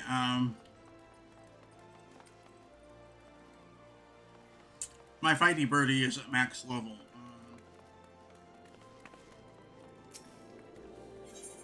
So I need to buy some Thavnarian onions to increase the max level of the fighty birdie.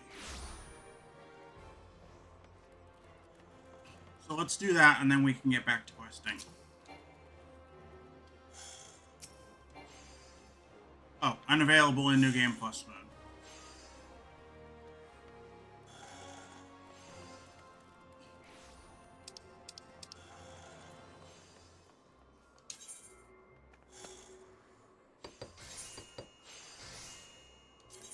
I will have to buy the onions later.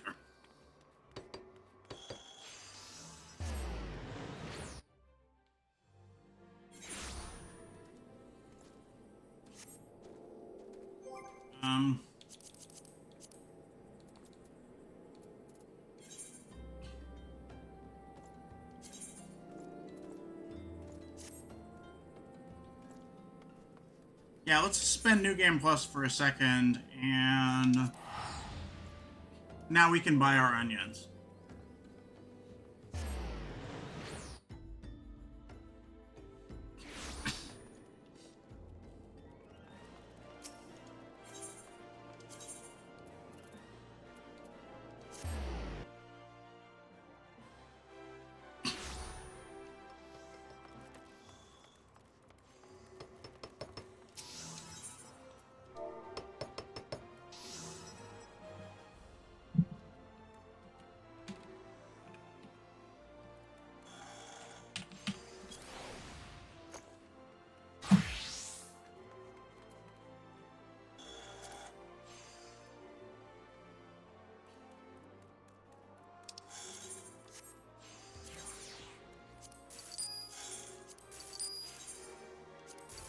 Those are decent prices. I will buy 3 for now.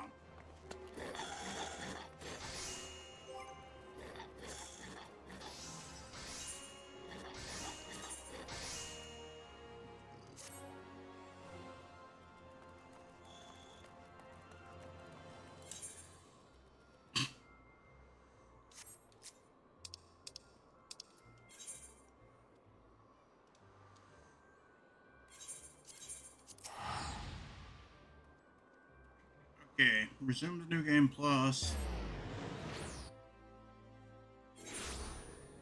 That wasn't too bad.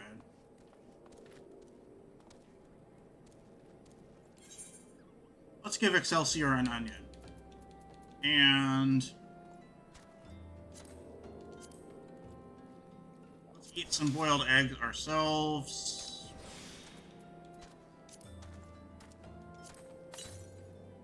There we go. You've been a good birdie. You deserve an onion.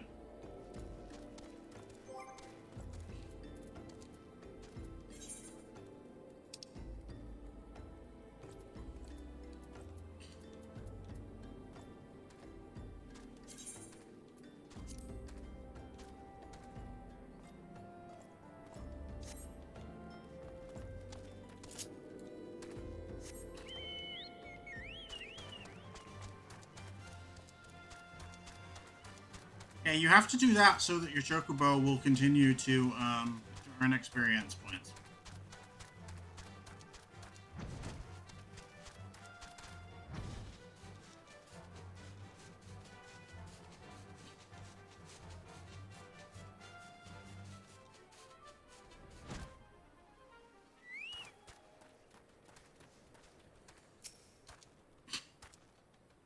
Huh? A letter?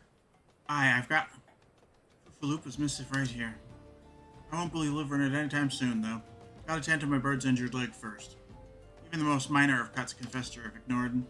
Falupa sent you, right? This is a pressing matter. Why don't you take it the rest of the way? Lost Hope's just past Black Brush Station to the northeast. To the tents by the river.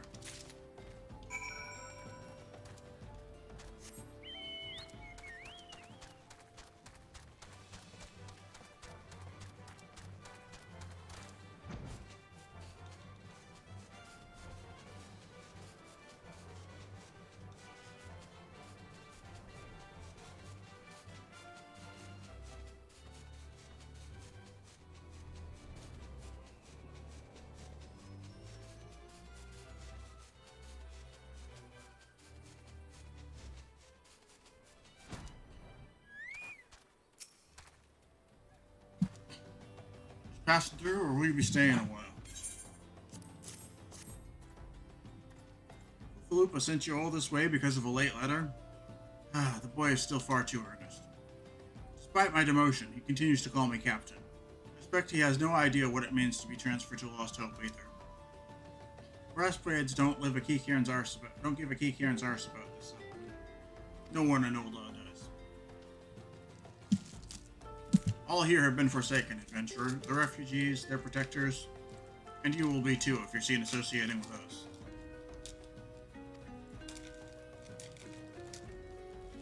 I found the island of misfit toys. Thank you for the letter. Now for your own good, leave.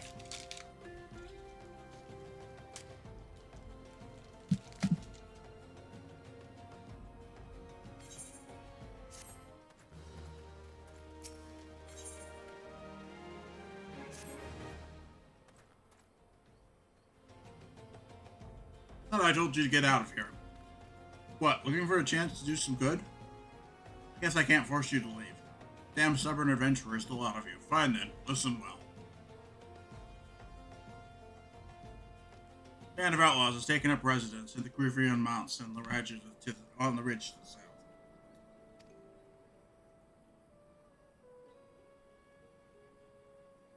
The leader has styled himself heir to the Eolen Grivion, the syndicate member who died in calamity.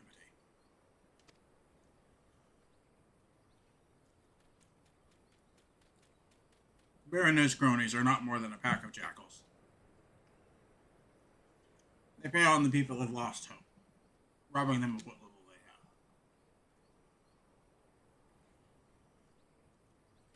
have. I myself cannot act without endangering the refugees, as they know my face and will retaliate against Lost Hope.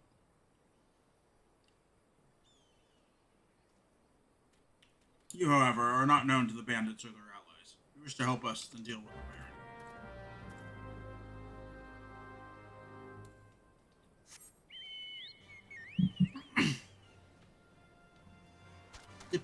Defeat Baron von Quiverian third Esquire.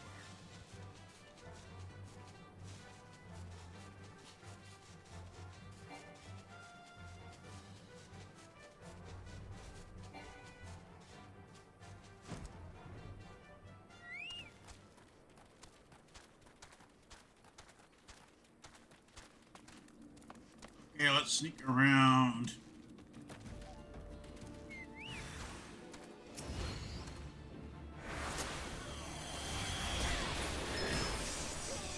Hey Baron, I'm in your base killing your dudes.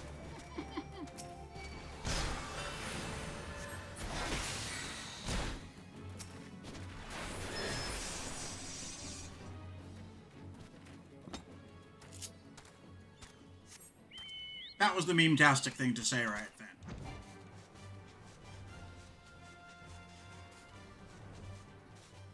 Ramshackle Shack passes as the Quiverian Man's. Definitely not the height of the family's fortunes.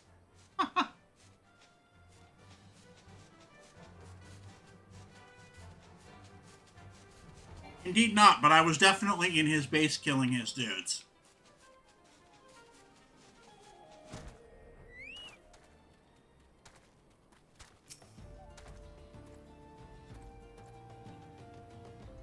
You were. Oh, it is done? Good. I hope that wretch died screaming. Bulldogs are more prosperous than ever, some say. Maybe true for the Syndicate. None of that wealth has trickled down to the small folk. It's all a members first. One day, I refused to play my part, and so I was made to leave the stage.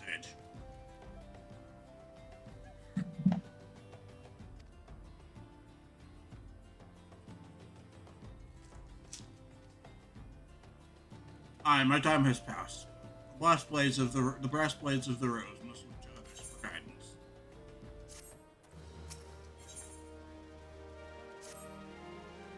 You may have noticed I'm in no shape to leave Lost Hope right now. So in my stead, I'd like you to return to Horizon to give this dagger to Fufulupa. Although it's just an old ornamental dagger, it belongs with the brass blades of the rose. I should have given it to the boy before I came here.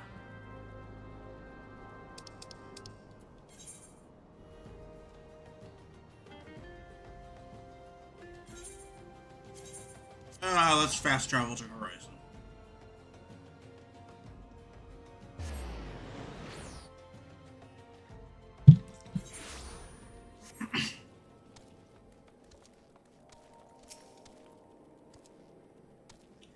Saphira, I received word from Captain Leofric the other day. Thank you for delivering the letter for me. What are you talking about the other day? I just got done talking to him like 10 seconds ago. Why do you have that dagger? Only a captain of the Brass Blades of the Rose is permitted to possess it. Captain Leofric says I am to have it? There must be some mistake. Couldn't possibly mean to tell me that. No, of course not. I'm not worthy to wield it. Nevertheless, I shall respect the captain's wishes and take the dagger into safekeeping until he comes to reclaim it. Brass Blades of the Rose needs your assistance once more, Saphira. Thaumaturges from the ossuary are presently surveying the footfalls for ancient relics. As the area is rife with wild beasts, the Horizon garrison has been charged with their security.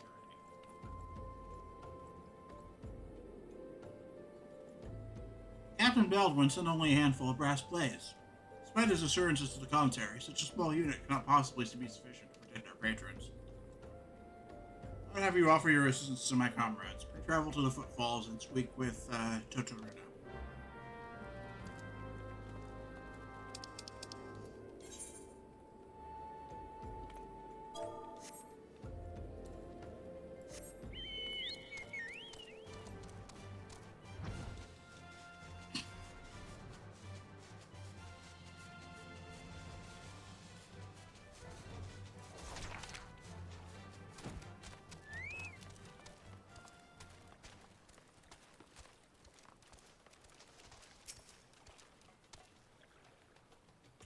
Bleeding Venture come to help.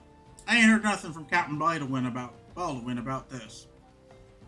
Said he trusted only Any road, I've got this under control. And besides, this operation ain't got nothing to do with Lufa. Always got to stick up his arse the size of a saboteur.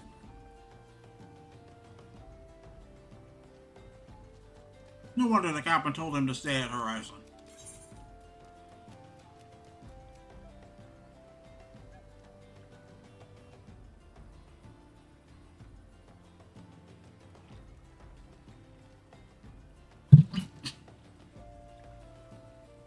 Stick up his arse the size of a sabatender. Given that he is a Lalafell, that means he would be skewered from stem to stern. Wouldn't you think so, Mithy? That's a pretty big stick for a Lalafell. Yeah, that'd definitely be a through and through job. Yes. Hey, adventurer, mind running a message to Crescent Cove for us? Captain Baldwin's planning some festivities for the thaumaturge, see? And he wants him treated to find his food and drink. Nothing but the best for a distinguished guest, say? Head west and south to the village and tell Ralph he's delivered a bounty of fresh fish to Horizon for the feast.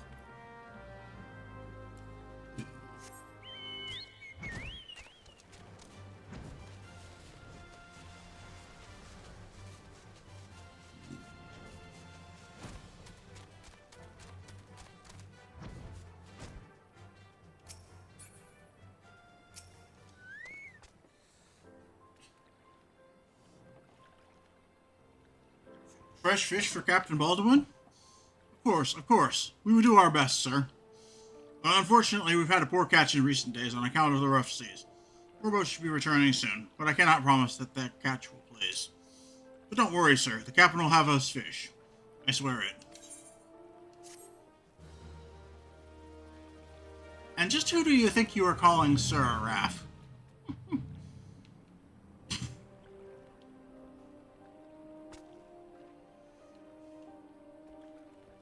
I much prefer your fabulousness. Get with the program.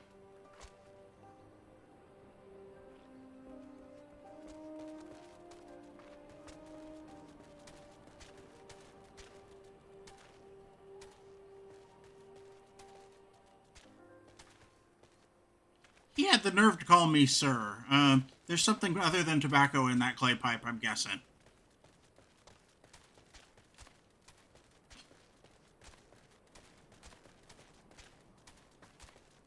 Oh well.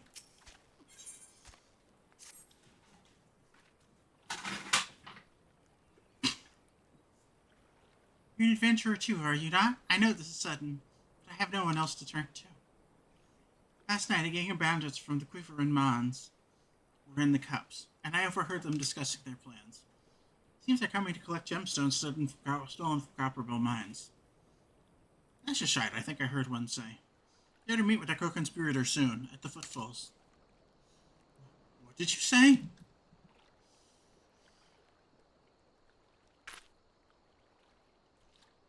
Illicit exchanges and shadowy dealings. Brass blades cannot abide such malfeasance. Forgive my eavesdropping, Saphira. I came to Crescent Cove merely to thank you in person. Yeah, he does not look like a brass blade. He looks like a precious cinnamon roll in need of protection. I think you'd agree, Mithy. He doesn't know. No, he doesn't. I never imagined I'd uncover a criminal conspiracy right outside Horizon's gate. You must ask swiftly where do you apprehend these thieves. I will notify Captain Baldwin at once. No, wait, you mustn't. Oh, gods.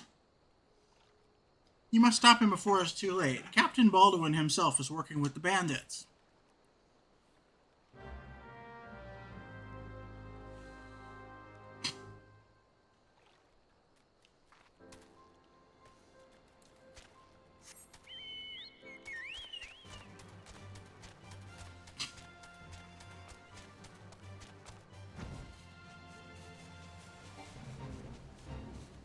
Hello, Bubbly Bernie.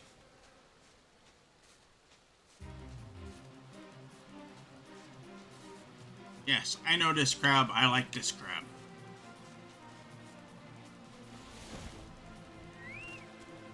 Let's show folks how a fate works. What do you think, Mithy? Let's kill this crab. Yeah, that's what I'm gonna do. Let's kill this crab.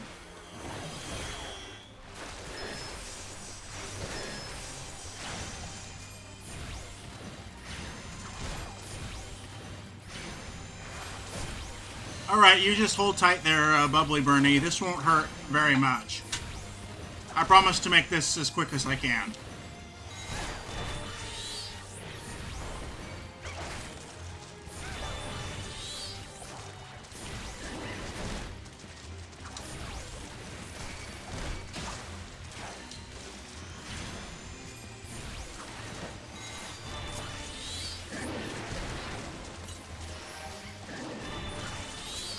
Uh-oh, I didn't mean to use that. Oh well.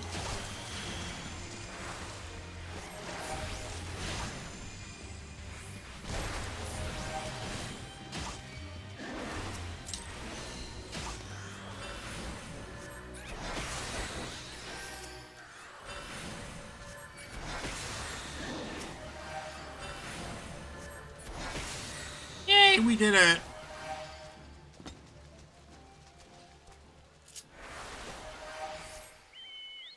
Got some Grand Company seals, and we got some gil.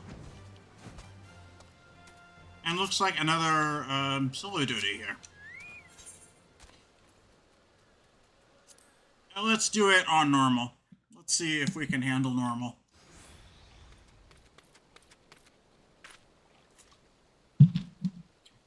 Captain Baldwin, sir. I've discovered something shocking. Something horrible. Someone has been stealing gemstones from Copperwell Mines, and... Oh, you sweet summer child. Wait, those gauntlets, those boots. Why, you're one of Quiverian's men. Sir, that man is a thief and a scoundrel. And what of it? His coin's good, and that was what counts. What? Captain Baldwin? Are you working with these men? It cannot be.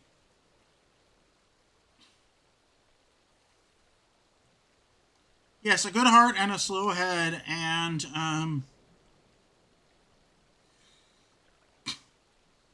this is why you don't trust mercenaries to be cops, because, they're only loyal to you as long as you are the highest bidder. Good thing we have us here to keep that head on his neck. Yes. Told you to stay in Horizon, Fufulupa. Have to be like this. Then again, cops that work for government agencies are, for government entities are bribed all the time. So, I guess for them, whoever's paying them the most is often in charge also. If they get their Nasus right, I'd get my gil, and none would be the wiser.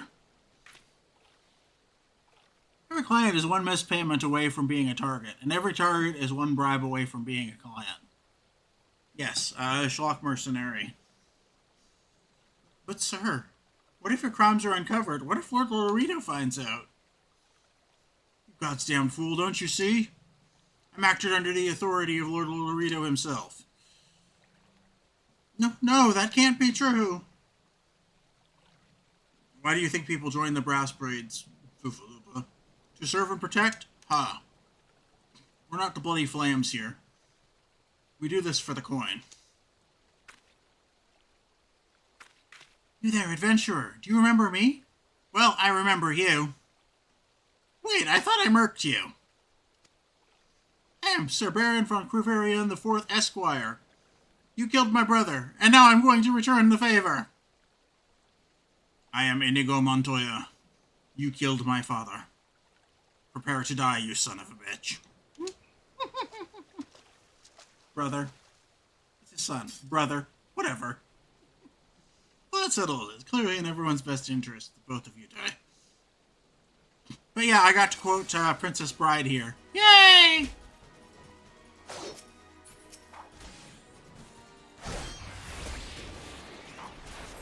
Time for you to do your... Oh, Captain, why? I trusted you.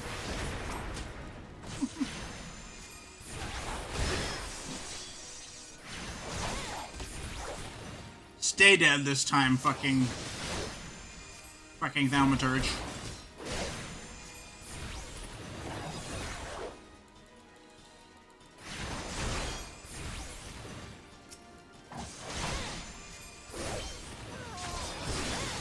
Yeah, let's take care of the weak ones first.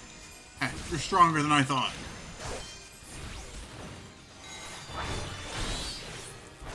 Damn you both, you're ruining everything.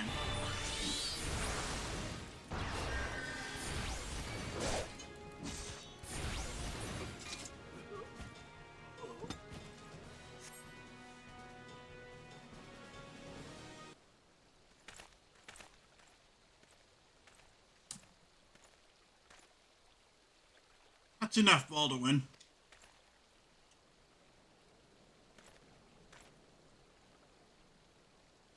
Your partner is dead and your plans are undone. You've no reason left to fight.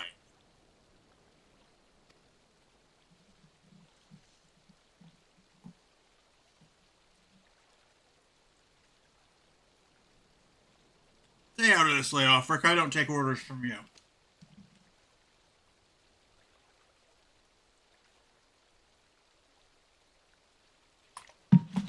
I may have spared your life before, but if you interfere, I will not show you mercy. And what mercy will he show you, I wonder? You who have done so much in another man's name. What are you blathering on about? Every fisherman in Crescent Cove knew about your meeting, you arrogant fool. Bavarian's men couldn't keep their mouths shut.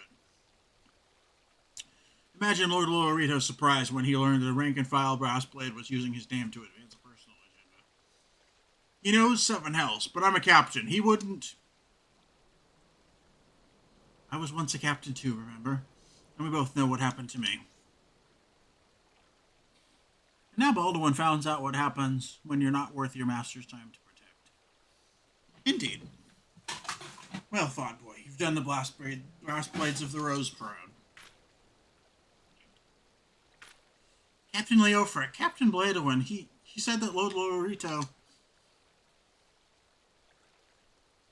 And that's one hell of a shamshir at Fufalupa's side there, don't you think, Mithy? Yeah, that sword's bigger than he is. And that's a one-handed fucking sword. That's definitely got fatty sword syndrome. Yep. But yeah, that's a hell of a shamshir for a Lalafell to be carrying around. What else did he say? That all of our brethren are no better? And that each and every one cares not for naught but coin? Huh. Mere excuses to justify his schemes. And yeah, for a slashing blade, that would even be a little bit big for someone my character's size. Ah, we've no shortage of greedy sods. Some will probably sell their own mothers into slavery if the price was right. Yeah, for a slashing sword, you want something a little bit... You want something shorter than that. Especially if you're Lalafell sized. There are men like you, Fufalupa, good men and true, whom the small folk respect.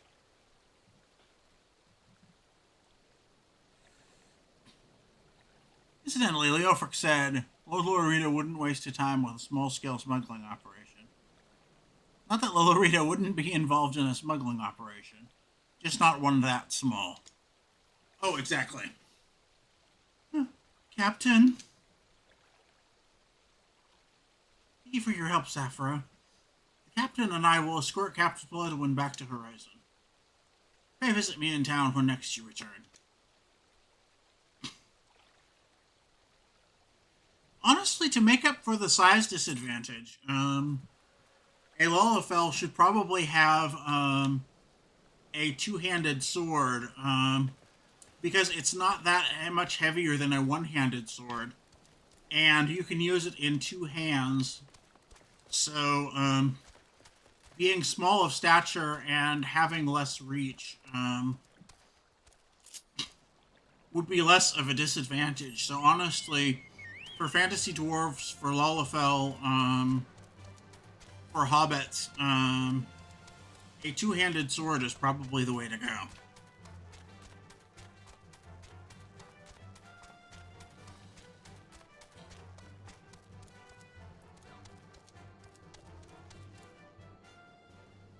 Lalafell are proportionally strong for their size.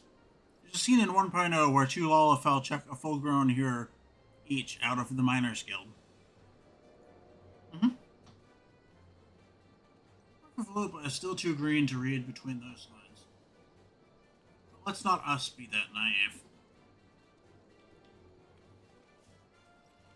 Oh, indeed. But a two-handed sword would still make up for the reach advantage. Being proportionally really strong like an ant is still doesn't make up for your reach disadvantage.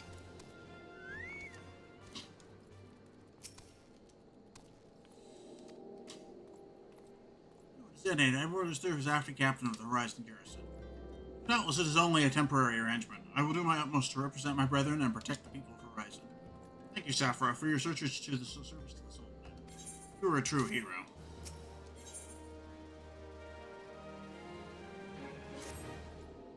I salute you, honored friend. As acting captain, I should be much obliged if you would grant me a personal request. In our efforts to ascertain the full extent of the former captain's corruption, we've been poring over his personal correspondence. Our search unearthed a sealed letter addressed to a man named Oni. But he is one of the Sultan's sworn elite. I can think of no reason why he should have any dealings with Baldwin. We now know the former captain was consorting with a coalition of criminals. Could it be that Oni was too?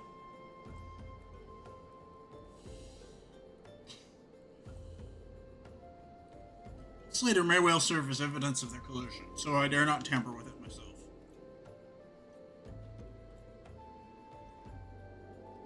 He's starting to think, poor fellow. Given the events of recent days, I know not whom to trust with this information, until now. I have chosen you, Saphira. Pray bear this letter to Mistress Miqo'te of the Quicksand, and relate the circumstances of its discovery. Not only is she a staunch supporter of the Sultana, but she is well acquainted with the Sultan's work. She will know how best to proceed.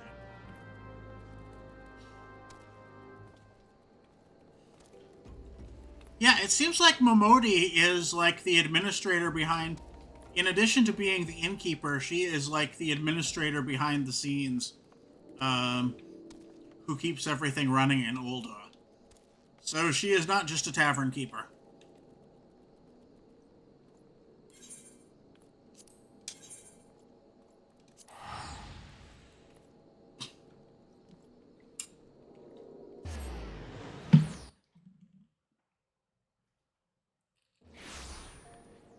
Oh, Miqo'te is the official head of the Adventurers Guild in Ul'dah.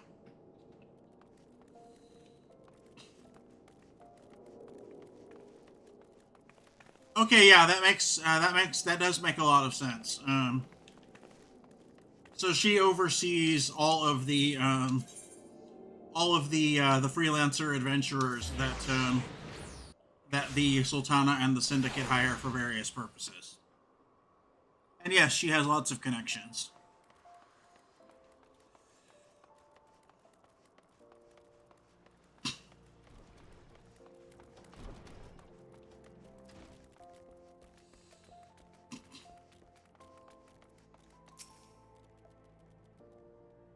Ah, Saphira, it's been too long. Danan tells me you've been keeping busy in Horizon. I want you to know that I'm grateful for everything you've done for the people of Ul'dah. Even though you've seen the seedier side of our city, you've continued to help your fellow men. Believe me, the folk around here love you for it. What is it? You look like you've got something to say. So that's what this is all about. Philippa's thinking Owen might be in league with Baldwin. This letter could be proof of something shady. As well as ordinary people, lots of people could use adventurers. Well, you needn't worry. Owen's as loyal and sworn as I've ever known. I haven't the foggiest idea what this says, but... Wait a minute, wasn't Owen the one who... Oh hells, I've got a bad feeling about this. Listen, Saphira, I think I know what this is all about, but I need you to swear to keep it quiet. If you'd rather wash your hands of this business, I won't hold it against you. If you're determined to see it through to the bitter end, say the word and I'll explain.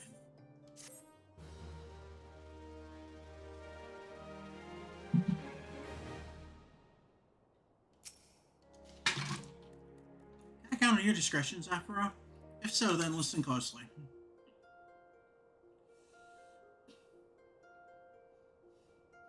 But yeah, adventurers and role-playing games, this is sort of a prediction of the gig economy that we have now. Before it happened, just in video games, I think.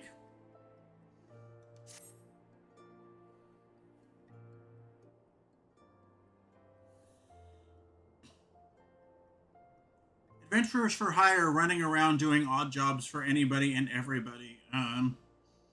Sort of mirrors the gig economy that has sprung up since role-playing games were invented.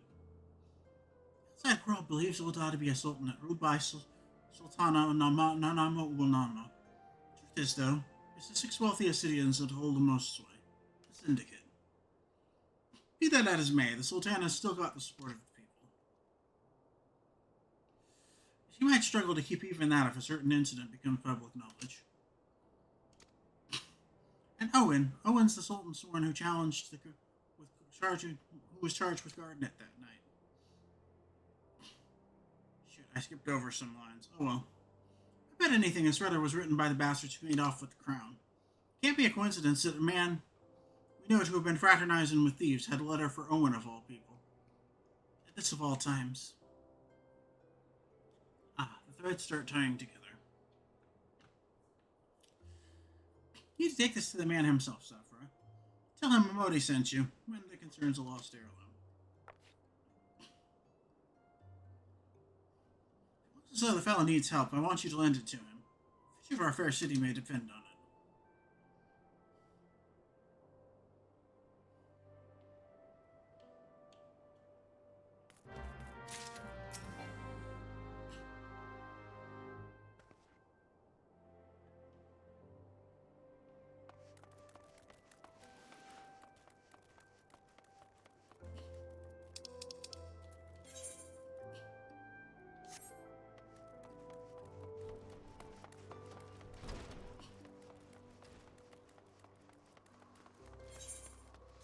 Okay, let's just grab this Aethernet.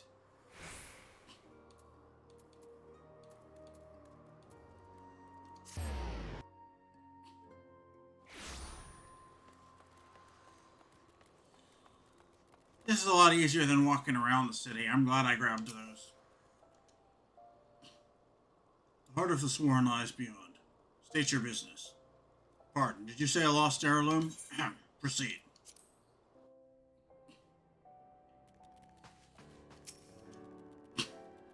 Well met, adventurer. What business brings you here this day?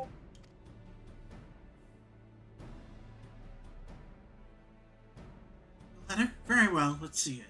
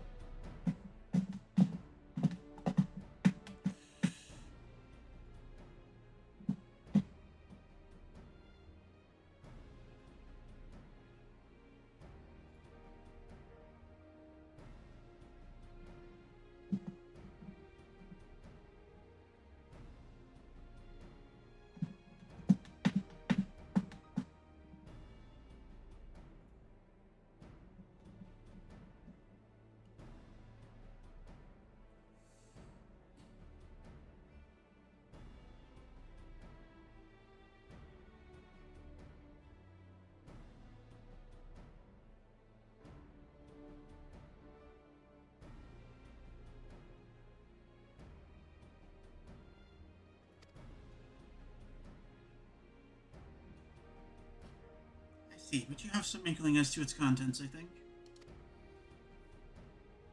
Mr. Miqo'te has doubtless explained to you the significance of the crown, and what its loss could mean for Her Grace the Sultana. This theft shames the Sultan Sworn, and me most of all. The blame is mine, you see. I grew lax in my duties, and in a moment of carelessness,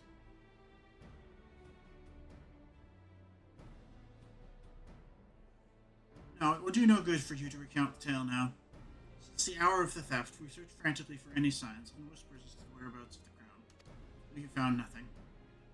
The identity of the thieves and their motives seem fated to remain a mystery until you arrive bearing this ransom note. In it, the criminal state their price for the return of Her Grace's crown. No, it pains me to say it. I fear I have no choice to acquiesce to their demands. Too much is at stake to do otherwise. The crown symbolizes Her Grace's birthright, and identifies her as a custodian of the old legacy. It must be recovered.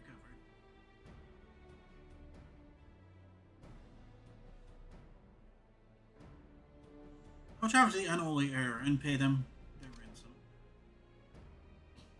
I am not foolish enough to meet these men alone as they stipulated. I dare not bring a host of my comrades, lest the thieves take fright. Friend, would you present to be present for the exchange? Mr. Miqo'te have always spoken of you in the most glowing terms, and I have never yet had a reason to question her judgment. On behalf of all those still loyal to the Sultana, I beseech you, help us in our hour of need.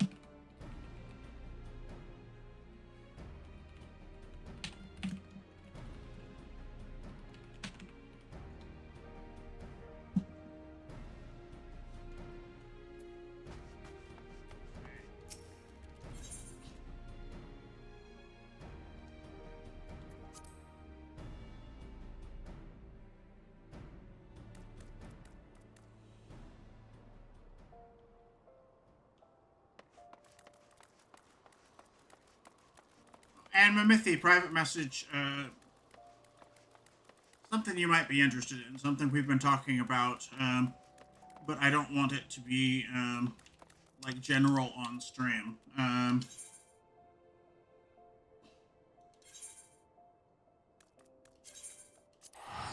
But yeah, someone I talked to, took what I said to heart, so... Hey! Yeah, it is excellent news. So yeah, I think I made my point well. Yay!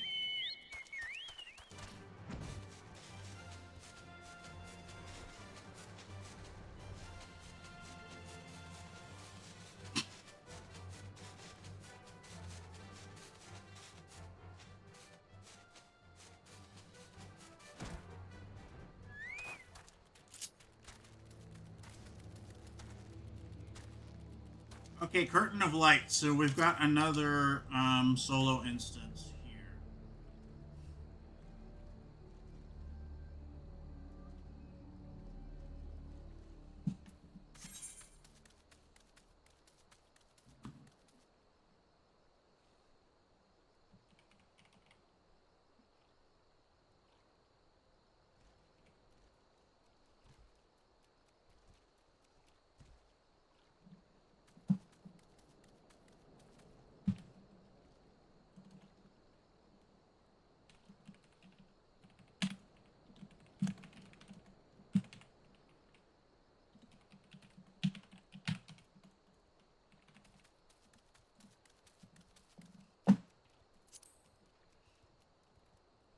Okay, let's do this.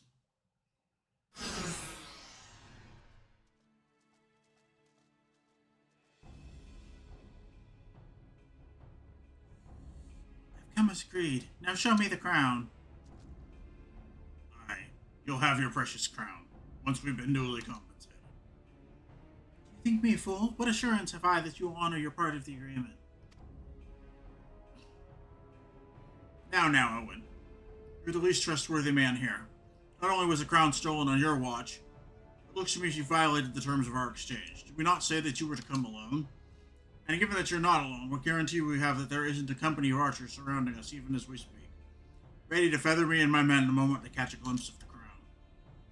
You made a mock of our trust. The deal is off.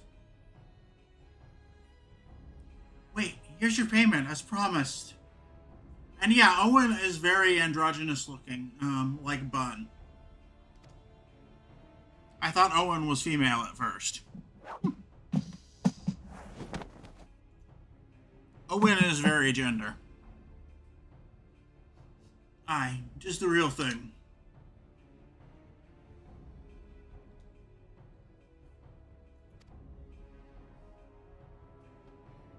Ah, 1,000 thanks to you, boy. You've succeeded where scores of thieves have failed. And now, at long last, we have it. The power to create an army of undying soldier. The traitor Spurn. No, it can't be. What have I done? Surely you must have wondered what it was you were handing over. What it was that seemed as valuable to us as the crown seemed to you. Or did you assume we were feeling charitable? But you must feel terrible, knowing you've brought us the doom of Silda. Worry not, boy. We'll grant you a quick death and spare you further ignominy.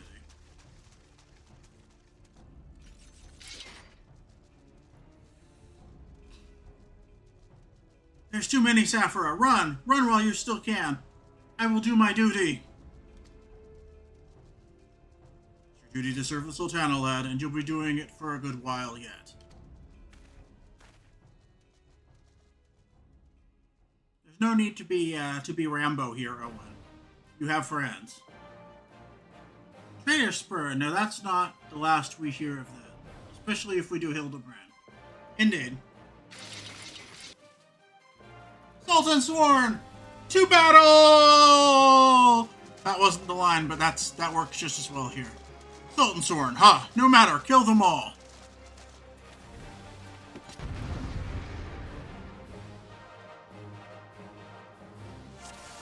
Yeah, Owen, your name is not John Rambo. Fighting alone is fucking stupid.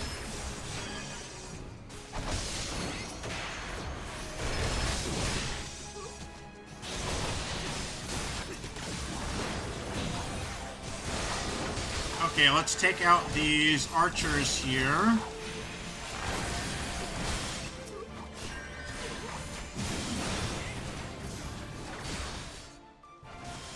Okay, I need to zoom out so that I can see... There we go, I can see more of the battlefield now.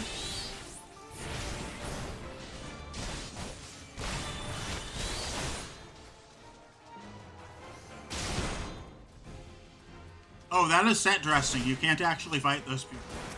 Okay.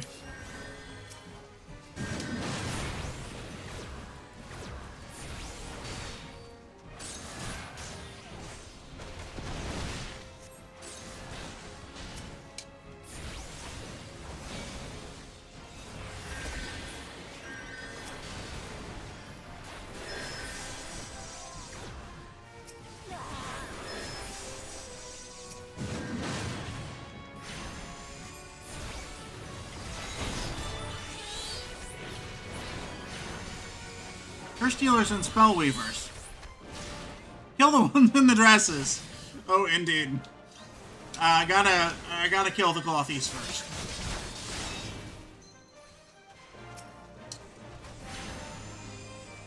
Meddlesome fools! You know not whom you face!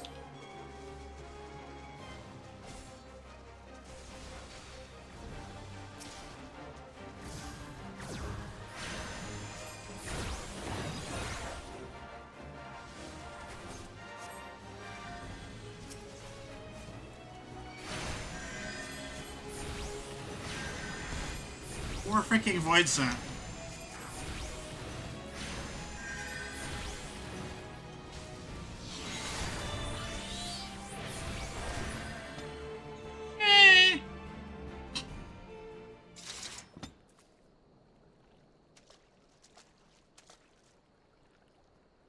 Sir Papashan, but why? How? The General saw you sneak into the vaults, Owen. He suspected something was afoot and ordered us to keep an eye on you. Yeah, Owen is very, very Bishonen here. The Flame General, he ordered you to look after me? Mr. Papashan, more of them to the north.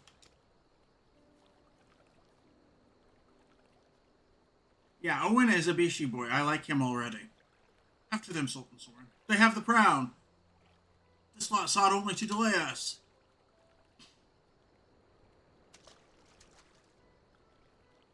Let's speak again back in the city. He's almost as gender as Saphira himself. Indeed.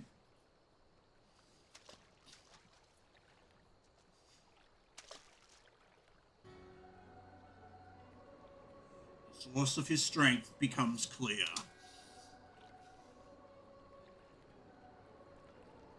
You may have bested the golem, but you will not fare so well this day. A James Earl Jonesy voice fits for, I think, for these hooded masked people. Don't you, Miqo'te? Oh, robed feller. O mournful voice of creation, send unto me a creature of the abyss, my thrall to command, that I may smite mine enemies. Yes, he definitely should get the voice of the Legion.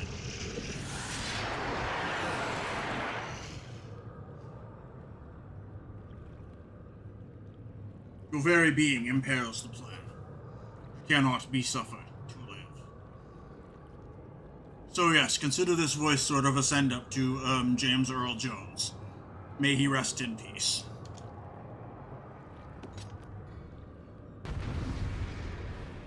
I did a dramatic reading of Casey at the Bat when we were playing, I think it was Squirrel with a Gun, the week James Earl Jones passed away. That rings some bells for you, doesn't it, Miqo'te? Yeah, I think I remember doing that. Casey at the Bat, while we were streaming, I think it was Squirrel with a Gun.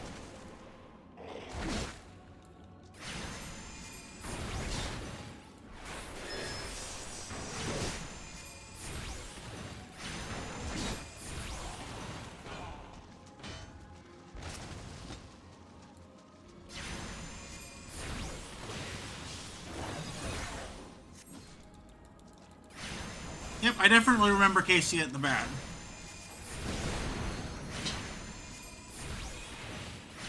Yeah, James Earl Jones's recorded version is just the most famous.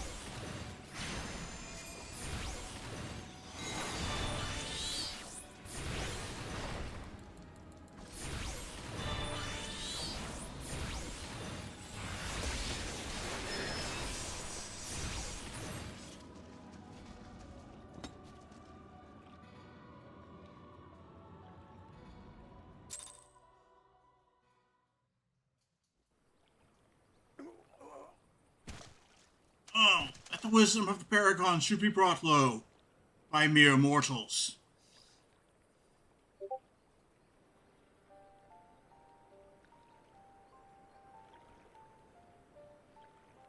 Paragons? This is indeed a disturbing revelation. We've long suspected the involvement of Bringers of Chaos, Ascians, to give them their true name.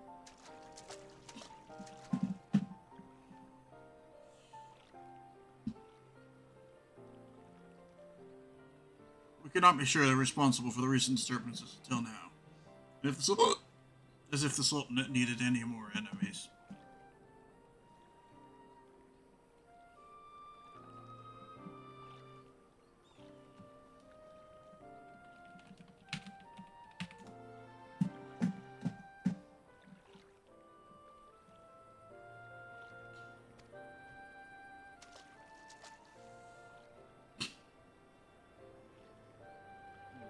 Have we Charlene's crossed paths with Ascians before?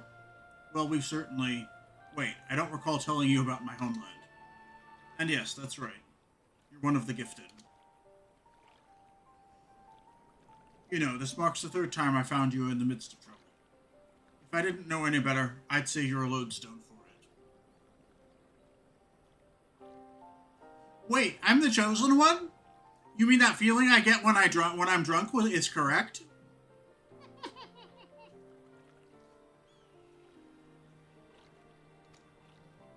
I'm sorry, I couldn't resist that joke there, Miqo'te.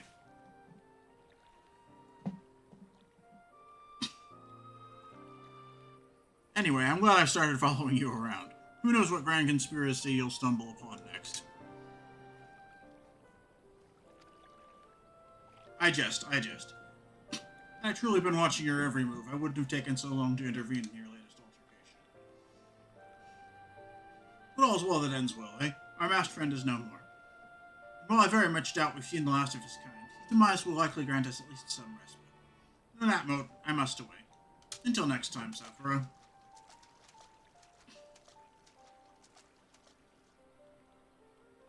Also, one of the gifted. And yet again, we got a hint of something they still don't want to explain to us yet.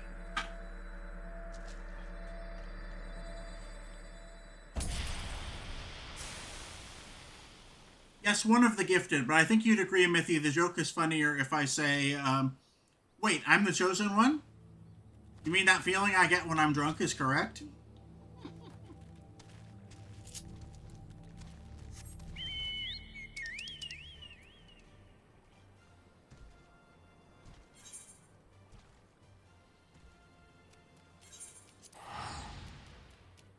That I can't deny.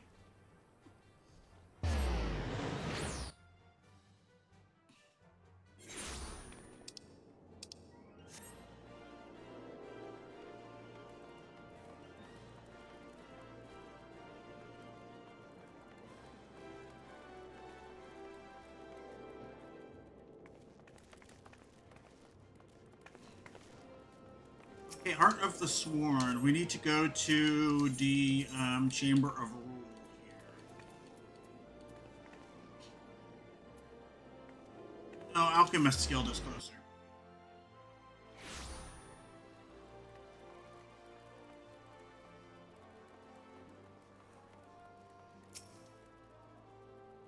Everyone is waiting for you, adventurer.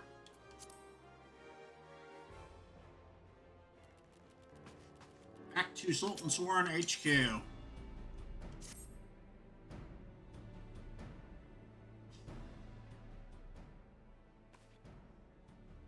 a surprise you to see me dressed so, Sapporo? I was once a Sultan Sworn, you know, though it's been 15 years since I put down my sword and took up the role of Station Master. It's a capacity in which I am no less proud to serve, lest you doubt. Whenever Her Grace ventures outside the gates, I have the honor of protecting her person. Never before have I seen her so despondent as to when news of the crown's death reached her ears.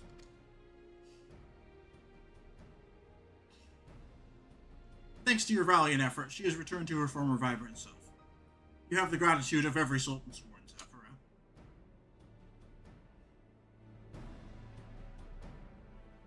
Exalted vessel of Northal, guardian of Thanalan, 17th ascendant to the throne of Uldar, Her Royal Majesty Nanamo Ulnamo presides. Long live Nanamo! Long live Glory Nanamo! to the Glory Sultana! to the Sultana! Forever may she Forever reign! may she reign! They regaled me with tales of a champion amongst champions, one whose tireless service to the crown merited the highest honor we might bestow. Wow, the Sultana herself. Never did it occur to me that it might be you. Bring it forth! Be careful, Nanamo. I eat pipsqueaks like you for breakfast. In fact, I have eaten sultanas in the morning before.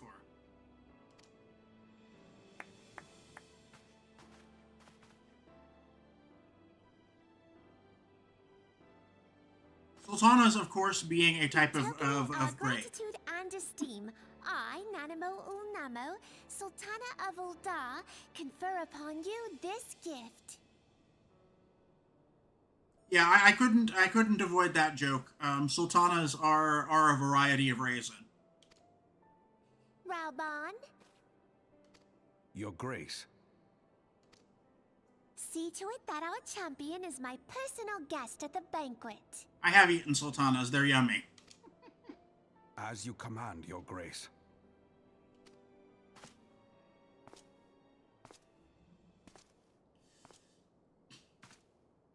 If what they say is true, Ulda owes you a great debt.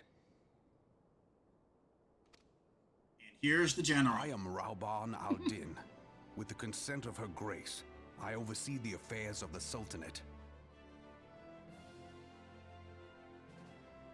Yeah, he is kind of military dictator, prime minister kind of person. Souls are few and far between in these times. I count my blessings when I find one. Her Grace invites you to join her at the coming banquet. I trust I will see you there.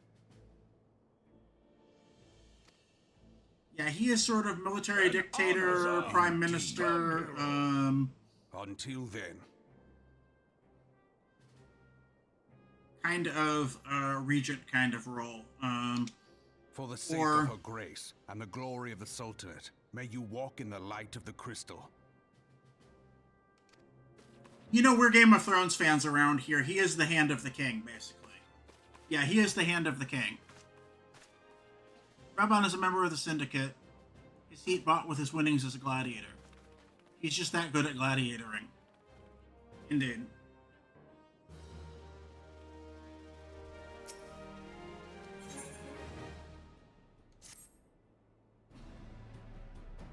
Yeah, to use the Game of Thrones and ancient Europe designation, he would be like the hand of the king. By the 12 Saphira, for an adventurer to receive a personal invitation from Her Grace is unprecedented. Seats at these banquets are offered only to the most distinguished individuals. We'll be dining with some of the most influential people in Ulda. There are, of course, certain protocols that must be observed. But I have no authority on them. For it out, however, Mr. Miqo'te has long been responsible for familiarizing foreign guests with our customs. Oh, by the way, seats on the Syndicate are literally bought. That's why I call it a plutocracy. Return to the quicksand and speak with her. She will tell you all you need to know.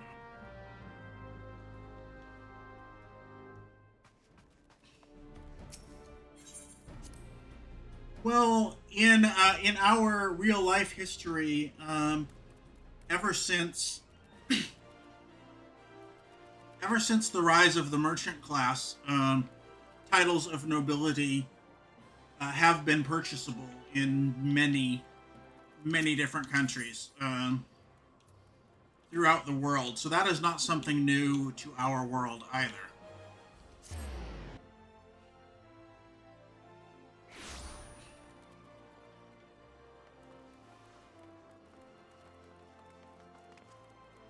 William Shakespeare is one such person who bought his family a coat of arms, for example.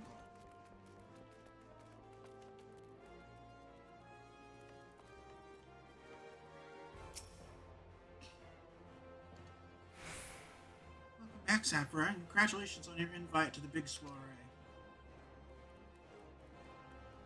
To be honest, I never imagined I'd be explaining these procedures to you. It's usually only foreign dignitaries who get to hear me prattle on and on about royal traditions. Anyway, I know you're a busy man, so I'll keep it short and sweet. In accordance with the ancient custom, all guests to this banquet are required to wear a pair of ceremonial earrings, made specially for the occasion. They're meant to symbolize, actually, forget about that. It was meant to be a short person. Being of a design unique to the occasion, the earrings serve as a security measure. The Sultan Sworn won't let you near the hall without them. Your set should be ready and waiting for you at the Goldsmith Guild. Mr. Serendipity is expecting you, so you'll want to head down there now. Once you've gotten them, bring them back and we'll continue.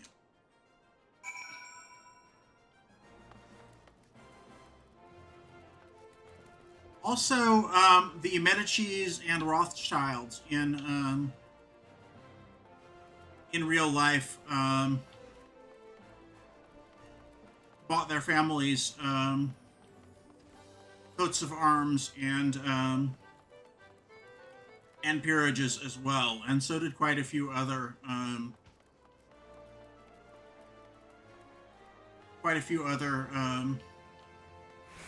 wealthy families.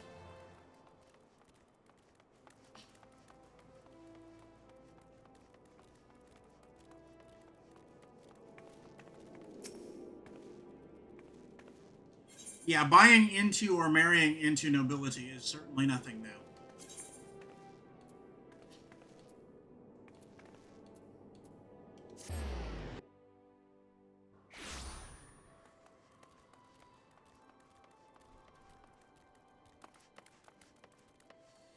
Marrying into nobility is buying into nobility just with extra steps because you paid a dowry to the noble family in any event. Ah, Saphira, your earrings are right here. I crafted them myself, I'll have you know. I think you'll be very pleased. In case Mistress Modi didn't warn you, the box is locked, and I'm not permitted to give you the key. It's a final safeguard, you see. Only designated individuals are authorized to distribute the earrings to guests. In this instance, the person in question is none other than Mistress Modi. So you'll need to ask her to open the box on your behalf. Pardon the inconvenience, but the Sultan's sworn to take her grace's safety very seriously.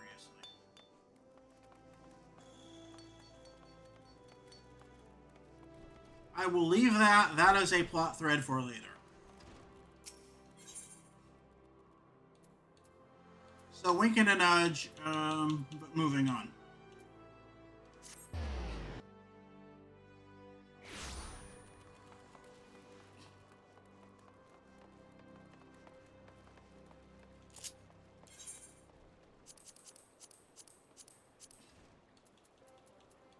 Oh, I don't have those earrings in my box. I gave those earrings to one of my retainers.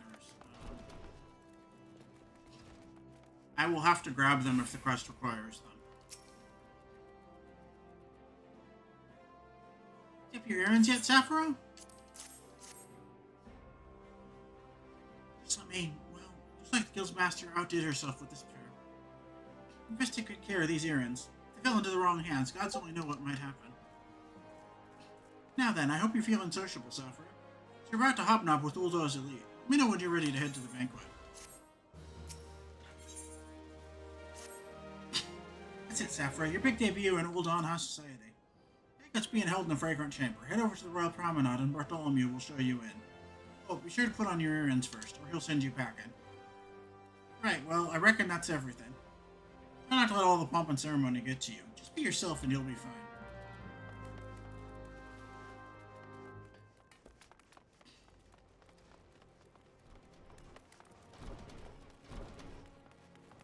So yeah, just in case I need them, let's grab those earrings off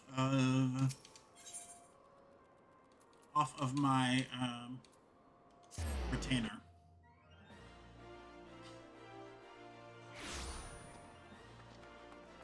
Because it did not give me a second pair of those earrings. If not, I can probably get them from a calamity salvager.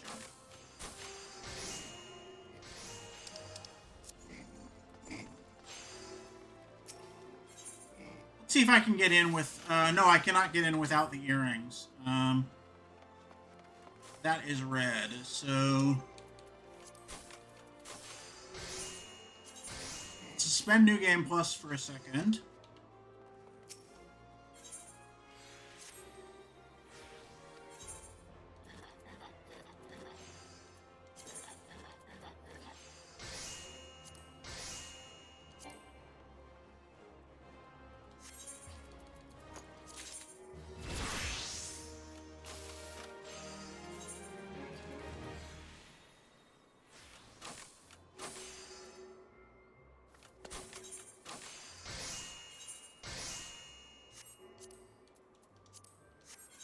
Yeah, that worked out perfectly.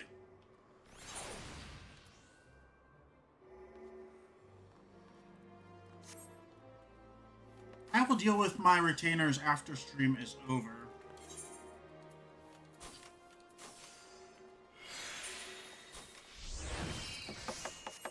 There we go. Might have a little bit more time. I do need to re-equip these earrings. I could buy a second pair from the Calamity Salvager, but I happen to have the originals.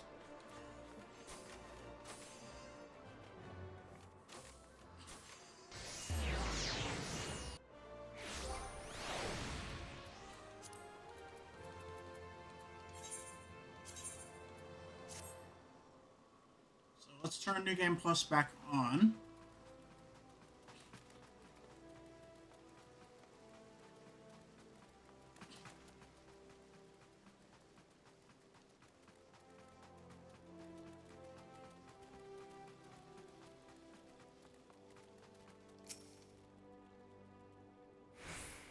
banquet roasted by Her Grace the Sultana is due to begin shortly. Attendance is by invitation only. Please make way for arriving guests. We are honored to receive you, my lord. Please proceed inside.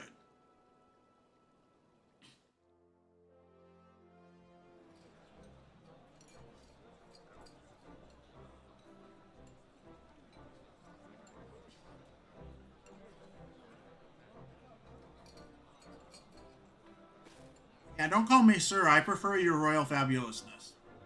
All hail the Sultana. Your Grace.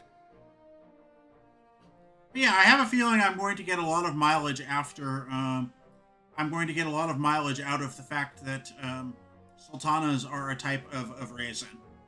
Don't you think so, Mithy? Raoban?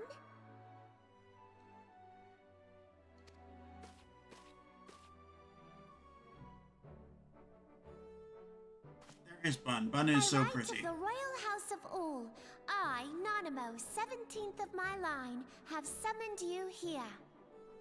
We are graced this day by the presence of a hero to Uldar and dear friend to the crown.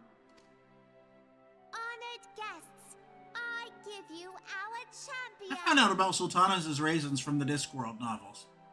Yeah, we are also Terry Pratchett fans around here. And with that, I bid you enjoy the feast.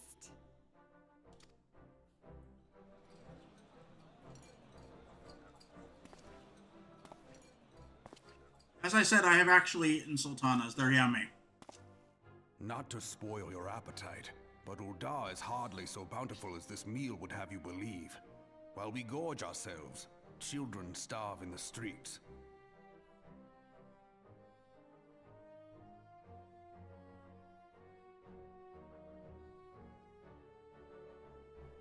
Yeah, a pretty stark picture of income and wealth inequality. Nor can her Uldar grace is. do aught to help them. She is thwarted at every turn by those on the Syndicate who derive their wealth from the workers' poverty. They even make a joke about Sultana also being the feminine form of Sultan in one of the novels. Jingo specifically. I have not gotten that far in the Beneath her series. mask of stately serenity, she is aghast at the plight of her subjects. But there will be no hope for the masses until the crown is restored to power. I am truly grateful for all you have done for Uldar, but there is so much more to do. But I do know a fair bit of what Discworld has trickled into geek culture at large. That light, what is it?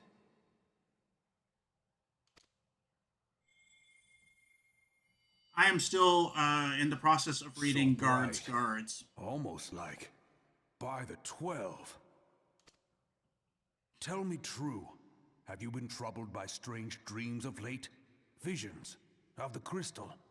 Mayhap you put them down to an excess of ether? Yes, you are like they were. Allow me to explain. Before you came to Eorzea, there were others like you who One fought the seems to know about the primals. crystals but us, it seems. Though they were not of this land, when the Guardian Empire threatened the realm, they helped bring together the three grand companies.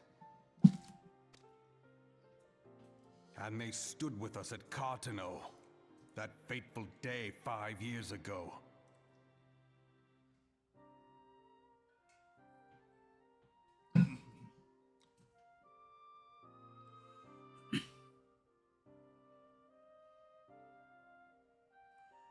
Out of universe, Raoban is talking about the players who played Final Fantasy 1.0 and were there for the fall of Dalamud that ended 1.0. So just a little bit of a nod to the history of the game here. The day we lost them. None who survived have forgotten the hero's sacrifice. nor would any man deny they fought alongside us. But the names of these heroes come not to our lips. The once familiar pages of their story are now blank to us. And in our mind's eye, their faces are naught but silhouettes amid a blinding glare. It is for this reason that we have come to call them the Warriors of Light. When I look at you, I cannot help but think of them, and of what you might achieve. Yeah, in a future stream, I will talk about version 1.0 and the Herculean effort that went into rebooting the game. You must protect that crystal at all costs. And why there are only traces left of 1.0 It is a gift in the from game right Hydaelyn, now, currently. Mother of all, and one she gave to you for a reason. Yours is no ordinary tale. If I am right, the fate of the realm may yet hang upon your deeds. I did not play 1.0, but I have talked to people who have, and I've done a fair bit of research. We don't have time to recount all of that right now, but I promise a future stream we will get into the history of the game a little bit. Only heroes and martyrs are fit to bear such a burden. Let us pray you are the former.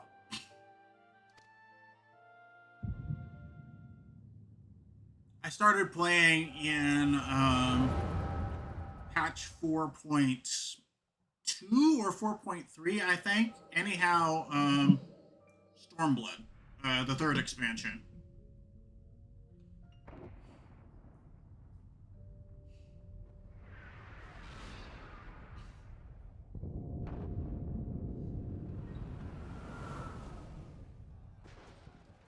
Flashback to the Battle of Cartano. Flames to the fore! Victory belongs to the bold. Show those Imperial whore sons what we're made of!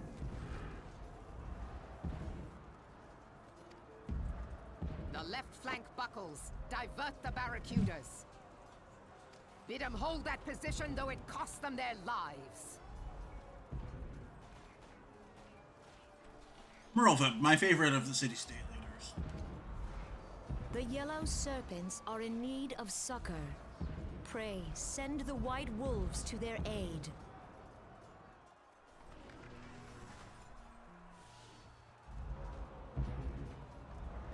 Yeah, she is the pirate queen, and this is Khan Isena, the Elder Seed Seer, the caretaker,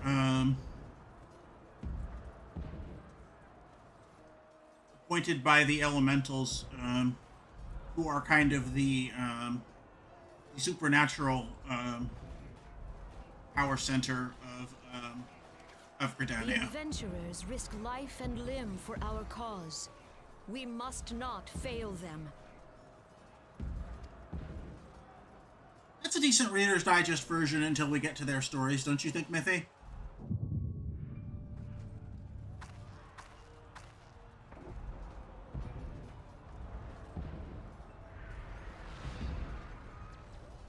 Is aught amiss? No, it is nothing.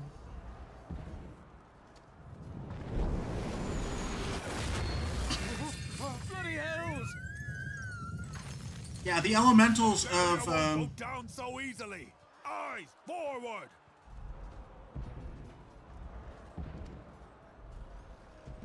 the elementals in Gridania are basically like kami in the Japanese conception.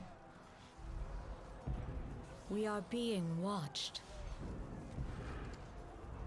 Shamanistic nature spirits that basically pull the strings in the physical world. Raging Bull, calling Bloodthorn. Bloodthorn, respond! So they are definitely Kami of a sort. Respond, damn you!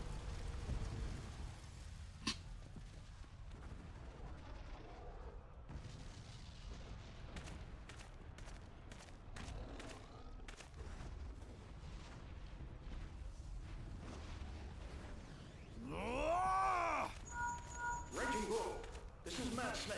Respond. That is another topic. I could talk about, This is Raging Bull. What news?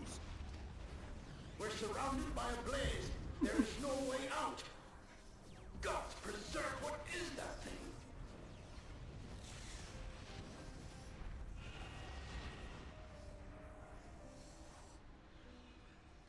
What's going on? Speak to me!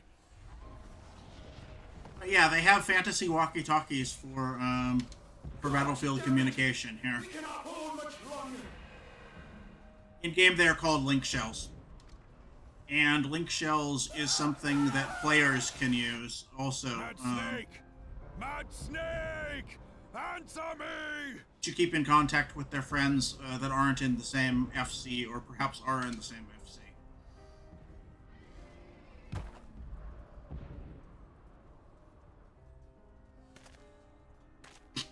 Damn it! Damn it all to the seventh hell! Snake! Damn you, Koji Fox. Indeed. What of the barracudas? Can they not be reached? Sorry, Admiral. Shell's not working. Yeah, it's a link shell. It goes in your ear like a babblefish. I don't think that it translates languages, but it certainly transmits over distance. What of our own? So it is like a walkie-talkie system. That monstrosity appears to be disrupting our communications. Yeah, link pearls. There's a species of crustacean called a link shell whose pearls resonate with one another over long distances. Yeah, it's quantum entanglement for fishies. I think that's a good way to describe it, Miqo'te. It's quantum We must entanglement for keep fishies. trying. Call till they respond. Exactly. Yes, my lady. Admiral, General, we can do no more. We must give the order to withdraw.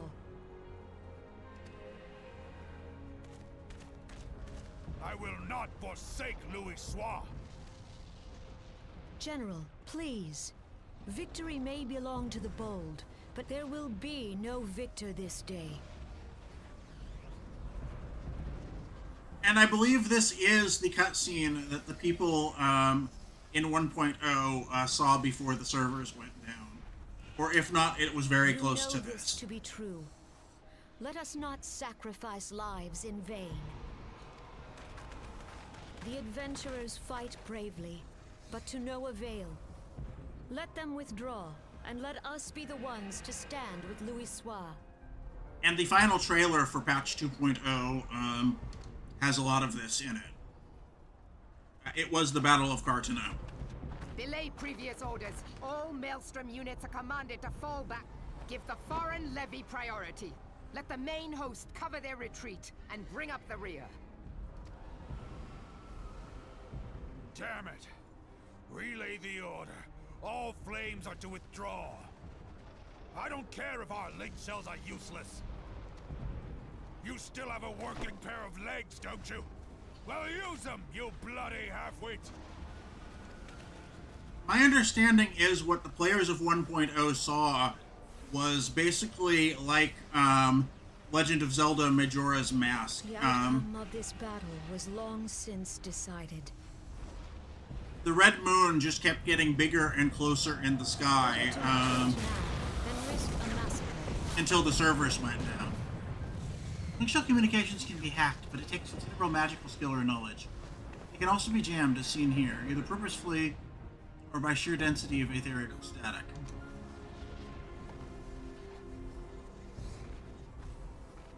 But yeah, what the 1.0 players saw was basically the sun, Stifling. the moon gradually getting closer and closer Or what?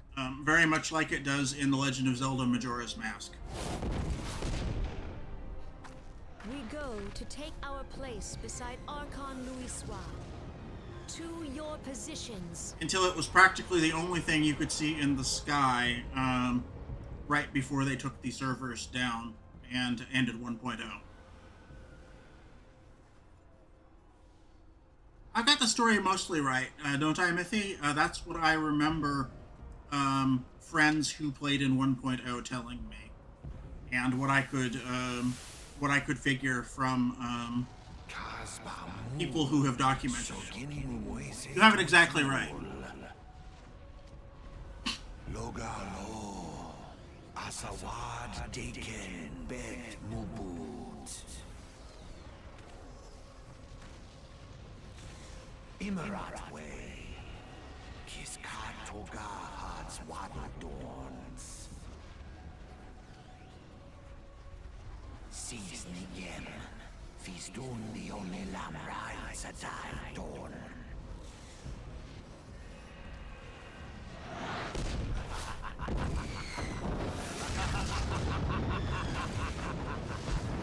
So yeah, Final Fantasy XIV basically did what World of Warcraft ended up doing. The Red Mask is one of those Essens, one of the important ones. Not much one could guess, and I'll say no more now. That much one could guess, and I'll say no more now. How are you feeling, Saphira?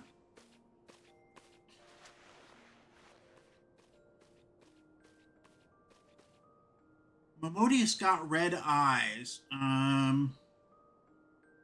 Fuck, this is major spoilers, but red eyes mean something in the game. I will explain when we get to the Crystal Tower raids. You know what I'm thinking of, Mithy, obviously. Is she possibly? Maybe. I reckon you made an impression on your fellow guests. They're probably not the sort you intended. Sure you're getting enough rest, Saphira? Life and adventure can be pretty taxing. Not for Miqo'te, though. Dune's folk Lalafell just have red eyes sometimes.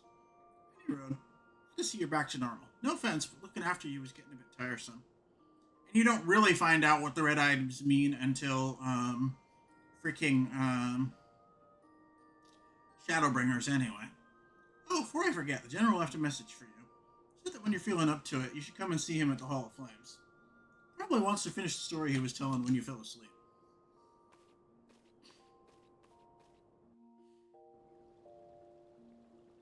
Mama Odie. Indeed.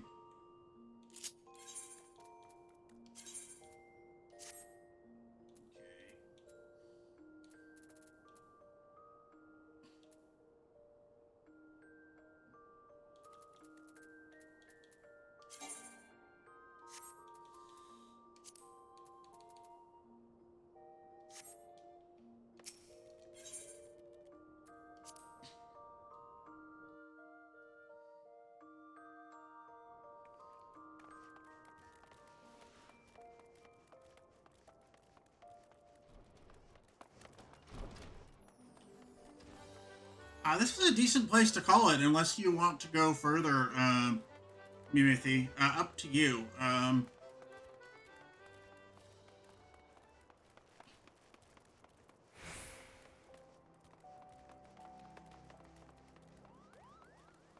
have more gas in the tank, but I might spend that gas in the tank playing the game off stream.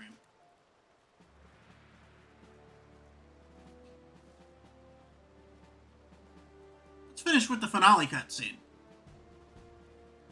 We're only like 1 or 2 quests. Okay, yeah, we're only 1 or 2 quests away from becoming Hold On Envoy, so I've been waiting for you, Saphira. I trust you're fully recovered? Good, because there's much work to be done. What that I would have you do. That I would have you do. Well, Saphira, this will take some time to explain. The Ul'Dan Envoy. We're about to become the Ul'Dan Envoy. I prepared these letters for my counterparts in the Orozen Alliance. So we are almost done with the bit that is different, the bit that is unique to Ul'dah than Mythia, is what you're saying. Years ago, we looked on powerless as our brothers and sisters were taken from us at Cartno. First by the Garleans, then by the thrice-damned Primal called forth by their treachery. Not a day goes by that I don't think of my fallen comrades. And the warriors of late, of whom no trace remained. But yeah, we're about to get access to the other two city-states here. Tragedies of the Calamity were not so easily forgotten. Or should they be? Remembering all we've lost, we've reminded of what we still have. I so mean to mark the 5th anniversary of the Battle of Cartno with a memorial service honoring the fallen. It's my hope that my counterparts in the Alliance will agree to do the same. But yeah, it was a year of in-game time between patch 1.55 closing down and patch 2.0 beginning. I think 1.55 was the final. But anyway, it was a year. So a year of real-world time is 5 years of in-game time. But yeah, 5 years have passed since the end of 1.0, as the story stands right now. Yes, the Ul'dah Grenadian Leminson Envoy is the last quest specific to each starting city's MSQ. I would have you bear my words to them as my personal envoy. Why you? Because your deeds mark you as the nearest thing I have to a warrior of light. I can think of none more worthy of the role. The question is, will you accept it? Then it is agreed. You will join Gridania and Limsa Lumensa as my official representative. And it's also nice to know that it takes just a little over 3 hours. That is good for our stream, that it takes a little over 3 hours to do the bit that is unique to each city-state. Now, that's a great many miles to travel, but I have neither time nor patience to wait around while you do it on foot.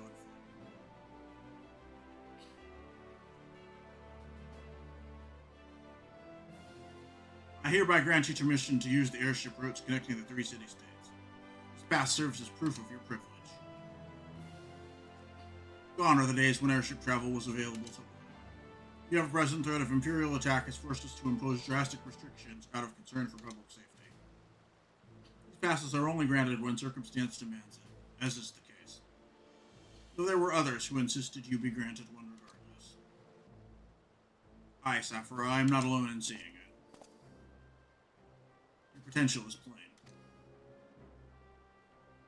But I have said enough. In the name of the Sultana, I bid you go forth.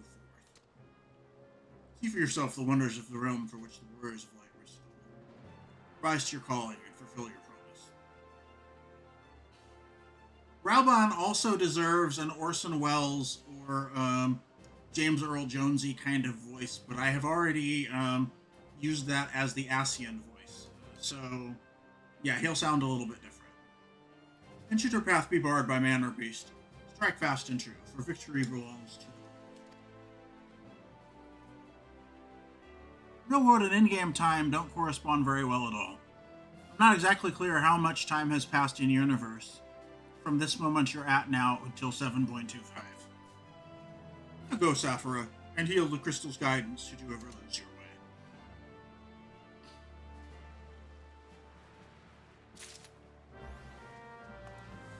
Yeah, it's not one-to-one. It's not like the show 24, where the whole conceit of the show is that every season is 24 one-hour episodes that come out to a real world 24 hours of time, and there is no time compression at all. What you see, you are seeing happening somewhere in the world. At exactly the time in that 24-hour day you are in that season of 24. That was what made the show interesting and kind of special. This is not that. This is definitely not that. And things get weird when you travel, and time gets weird when you travel to other shards too. Time passes differently on different shards, but that is spoilers. We will speak no more of that. Ah, back with the meeting from Robin, are you? What did the big man have to say? Is that a fact? But yeah, time is not a universal constant in the world of Aetheris. Personal envoy to the Flame General himself? So you're bearing the great man's world to the leaders of the Alliance, will you? By airship? Bugger me, that's an honor and a half, that is. And you don't find out that the name of this universe is Aetheris just yet in the story. But I think that's something that's not too spoilery. We can just call this universe Aetheris. It's decent shorthand, if nothing else. Proud of you, Saphira. I truly am. Now, I dare say Rabban told you this, but not many people get to go on the airships these days. In fact, most folks go to their graves having never once seen Eorzea from above. Or shuffle off to meet Thal, never knowing the blues of Lim's shimmering seas, or the myriad greens of leafy Gridania. But not you, Saphira. You'll see those sights and more, and everywhere you go, you'll find fascinating folk with fascinating tales to tell. The people you meet, the places you'll go. Savor these experiences. For they are priceless, all. Saying that, I'd be remiss of me if I didn't remind you to be careful out there. Ul'dah ain't the only place beset by troubles, and you'll discover when you visit Limsa and Gridania. Truth be told, it might well be exactly what the General wants you to realize. I think he knows what kind of man you are, Saphira. I'm not sure I know what kind of man I am, Miqo'te. What kind's that, you ask? Why, the kind that can't resist sticking his nose in other people's business, of course. And don't you ever go changing. Safe travels, Saphira. See you when you get back. Oh boy, I swear, Mithy, the gender jokes just write themselves, don't they? For a very long time, sometimes commonly known as Hydaelyn, though usually only scholars even concern themselves with giving the planet a name. The continent, Eorzea in this case, is the biggest region that most common people bother naming. Yeah, Eorzea is kind of the, medieval Europe and Middle East XP. It's kind of Eurasia Africa, if we're talking about the real world. I think that's fair to say.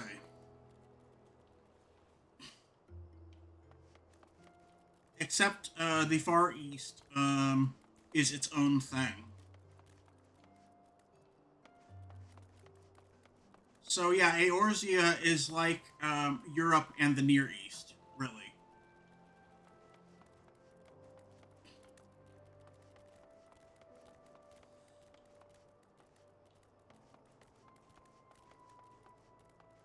Ul'dah is very West Asia. It's very Arab world, as you see.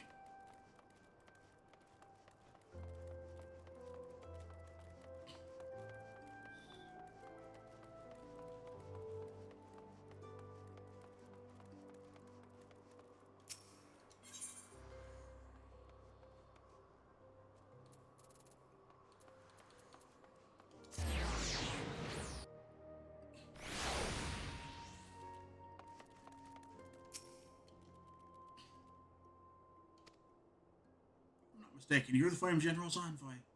Saphira Riverrun. Yes? Highwind Skyways is at your service. Will you be flying with us today? We made it to Dodo Airlines, at the...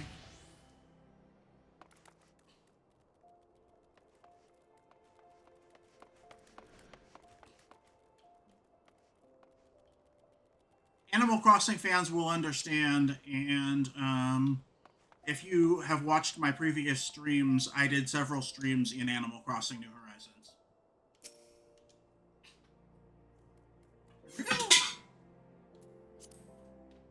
So yeah, I am renaming this Dodo Airlines. And now we have the finale of the opening act. Enjoy the cutscene. Attention all passengers, the airship bound for Limsa is about to depart. Please make your way to the boarding gate. Beep boop.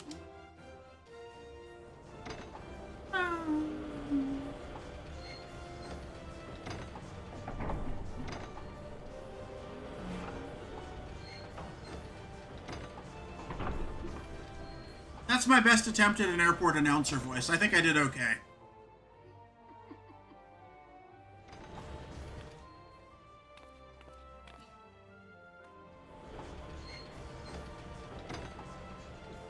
I'd like to direct your attention to the emergency briefing.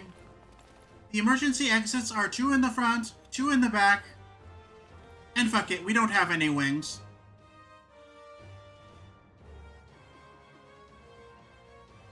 In the unlikely event of a water landing, your seat cushion will act as a flotation device. First we met beneath the sultan tree, and since there was something unusual about him, I wonder if they will feel the same. And if you don't see a seat back cushion next to you, the obese person sitting next to you hogging all of your space will serve just fine in the event of an emergency.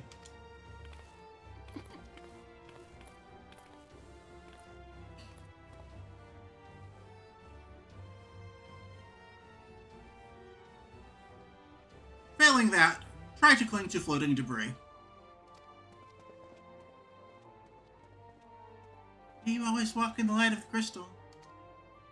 And there's my dark sense of humor again, isn't it, Mithy?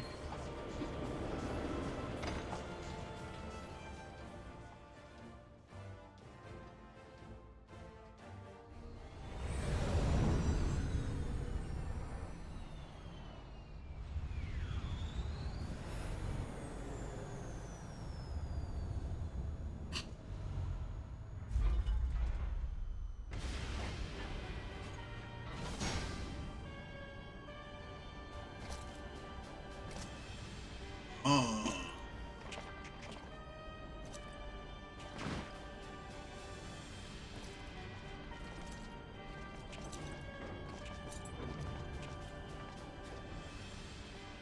It has been 15 years, but the bitter taste of defeat lingers still. 15 years since the Imperial fleet set course for Mordona, led by the Egrios, mightiest of all vessels. Silver Till lay ripe for the taking, and all of Eorzea would soon be ours. Or so we believed. But an innumerable host of dragons met us that day, at the heart of which flew the great Miqo'te Zormer. Though we succeeded in slaying that lord among worms, the dread serpent's defeat was bought at too high a price. Our invincible flagship was lost, and all hope of victory with her. So ended our glorious conquest.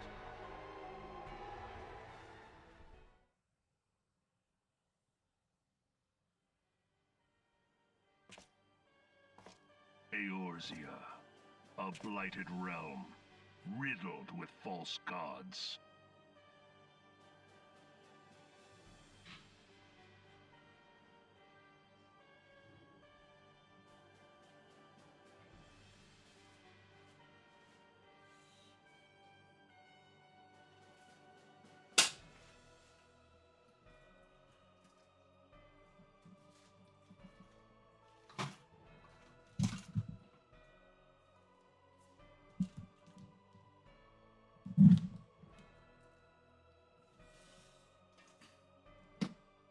Did they slay Midgard's armor, though?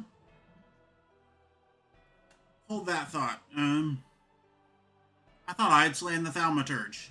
And look what happened. Twice now it has eluded the Empire's grasp. For all the destruction it wrought, even Meteor, the great sin, failed to yield us control over it. I had to deal with something, but I'm back. The realm has sunk deeper into depravity. It is twisted beyond all reckoning, rotten nigh to the core. Yet it must be saved.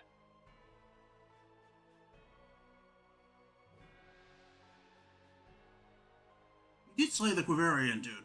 The other was his brother. As for dragons, dragons are always special in any story where they appear. Don't take this the wrong way, but you Lalafell all fucking look alike. I think. Only Garlean rule can bring order to Eorzea. I can't be expected to keep It y'all falls apart. to us to deliver the misguided masses from their ignorance. I am kidding, of course. But only just. We are of one mind, Lord Van Balzar.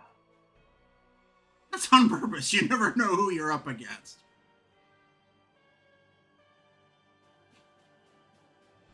Trixie Hobbitses.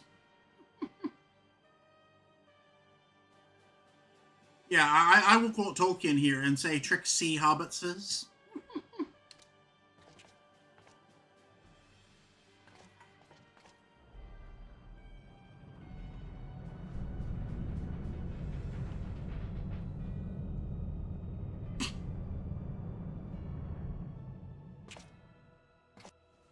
Senior engineers, please report to Magitech research following scheduled inspection.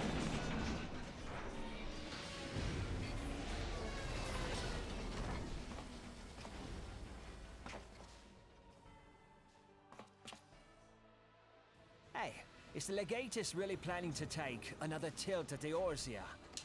Hey? What hole have you been hiding in?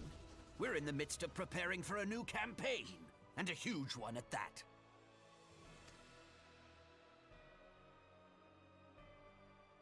But I thought the Emperor had given up the Western lands for lost after Carteneau. What could the Legatus possibly hope to gain by acting alone? And here are our similar but legally distinct stormtroopers here. Tropes galore.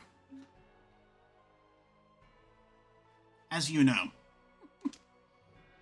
I sense you harbor certain doubts over the wisdom of the Legatus's plan.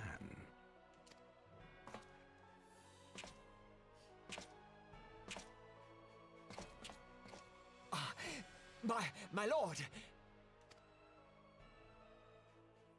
Please, call me Nero. Tell me, where were you born? Othard, my lord. Alamigo, my lord. Ah, codename Hummingway, I presume? I don't know what you... Silence. Your denials will not change your fate. I assure you, Frumentarium sees all.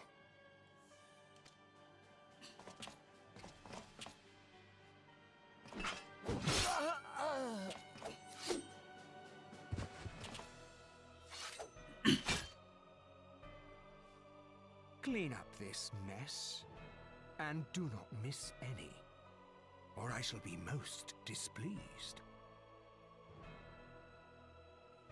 Yeah, unnecessary, stupid act of cruelty just so that you know Nero is the bad guy. That figures, right, Mithy? At once. That's gotta be a trope.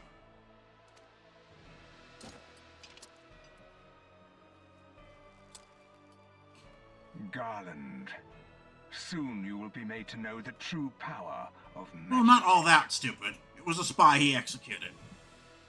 True.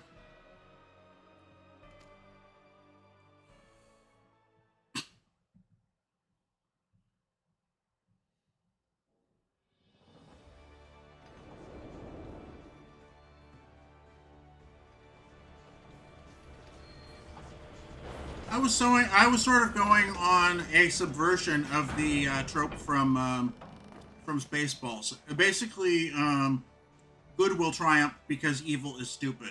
Turning what Lord Helmet said on its head. Still, an act of brutality to establish his villain bona fide is all the same.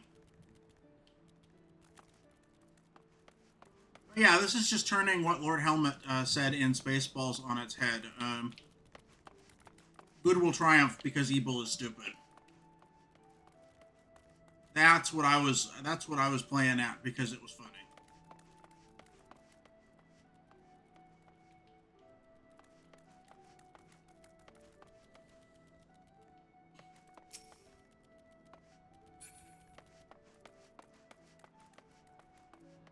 How do I get out?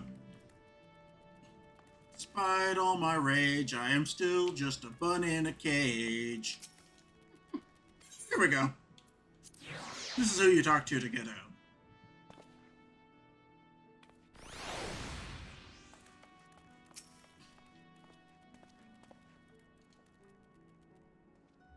Are we the Oldon envoy? Welcome to Limsa. The Admiral has been looking forward to your arrival. Please proceed to the Crow's Lift at your earliest convenience. It will take you to Bulwark Hall. Once there, pray speak with Xanthel. He'll be pleased to show you in the Admiral's command room on the bridge. Where did you want to stop, Mithy? Here or after we talk to everyone in the city-states?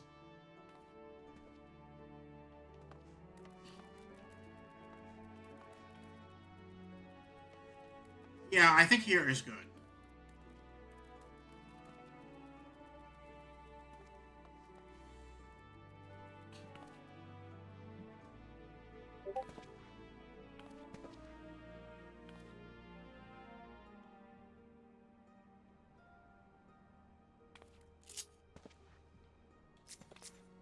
Hello, Ducky.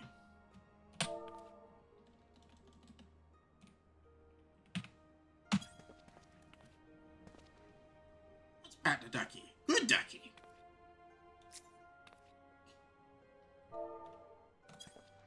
And you've been a good carbuncle. Good Ouchichu.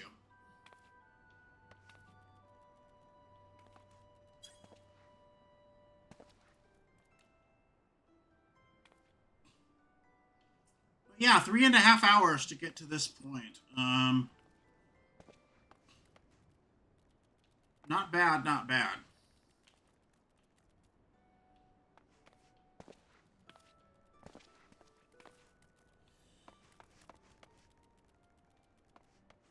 If there's nothing else, Mithy, I think that we should put this one in the can. And now that I have figured things out, we can actually stream Final Fantasy XIV. Expect more Final Fantasy XIV. We will be doing more 14 unless I happen to get a Switch 2.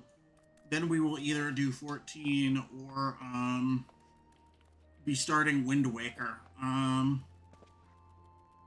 think it makes sense to kind of have a rotating list of games that we are playing, so that I get to choose either FF14 or something Pokemon or something Zelda or something Fire Emblem. You think that makes sense, Mithy?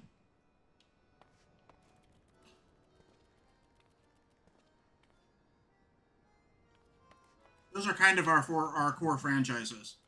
And occasionally something Animal Crossing.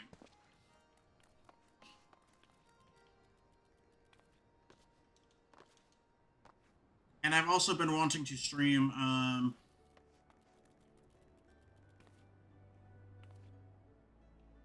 the Ace Attorney series. So we will get to all that, but for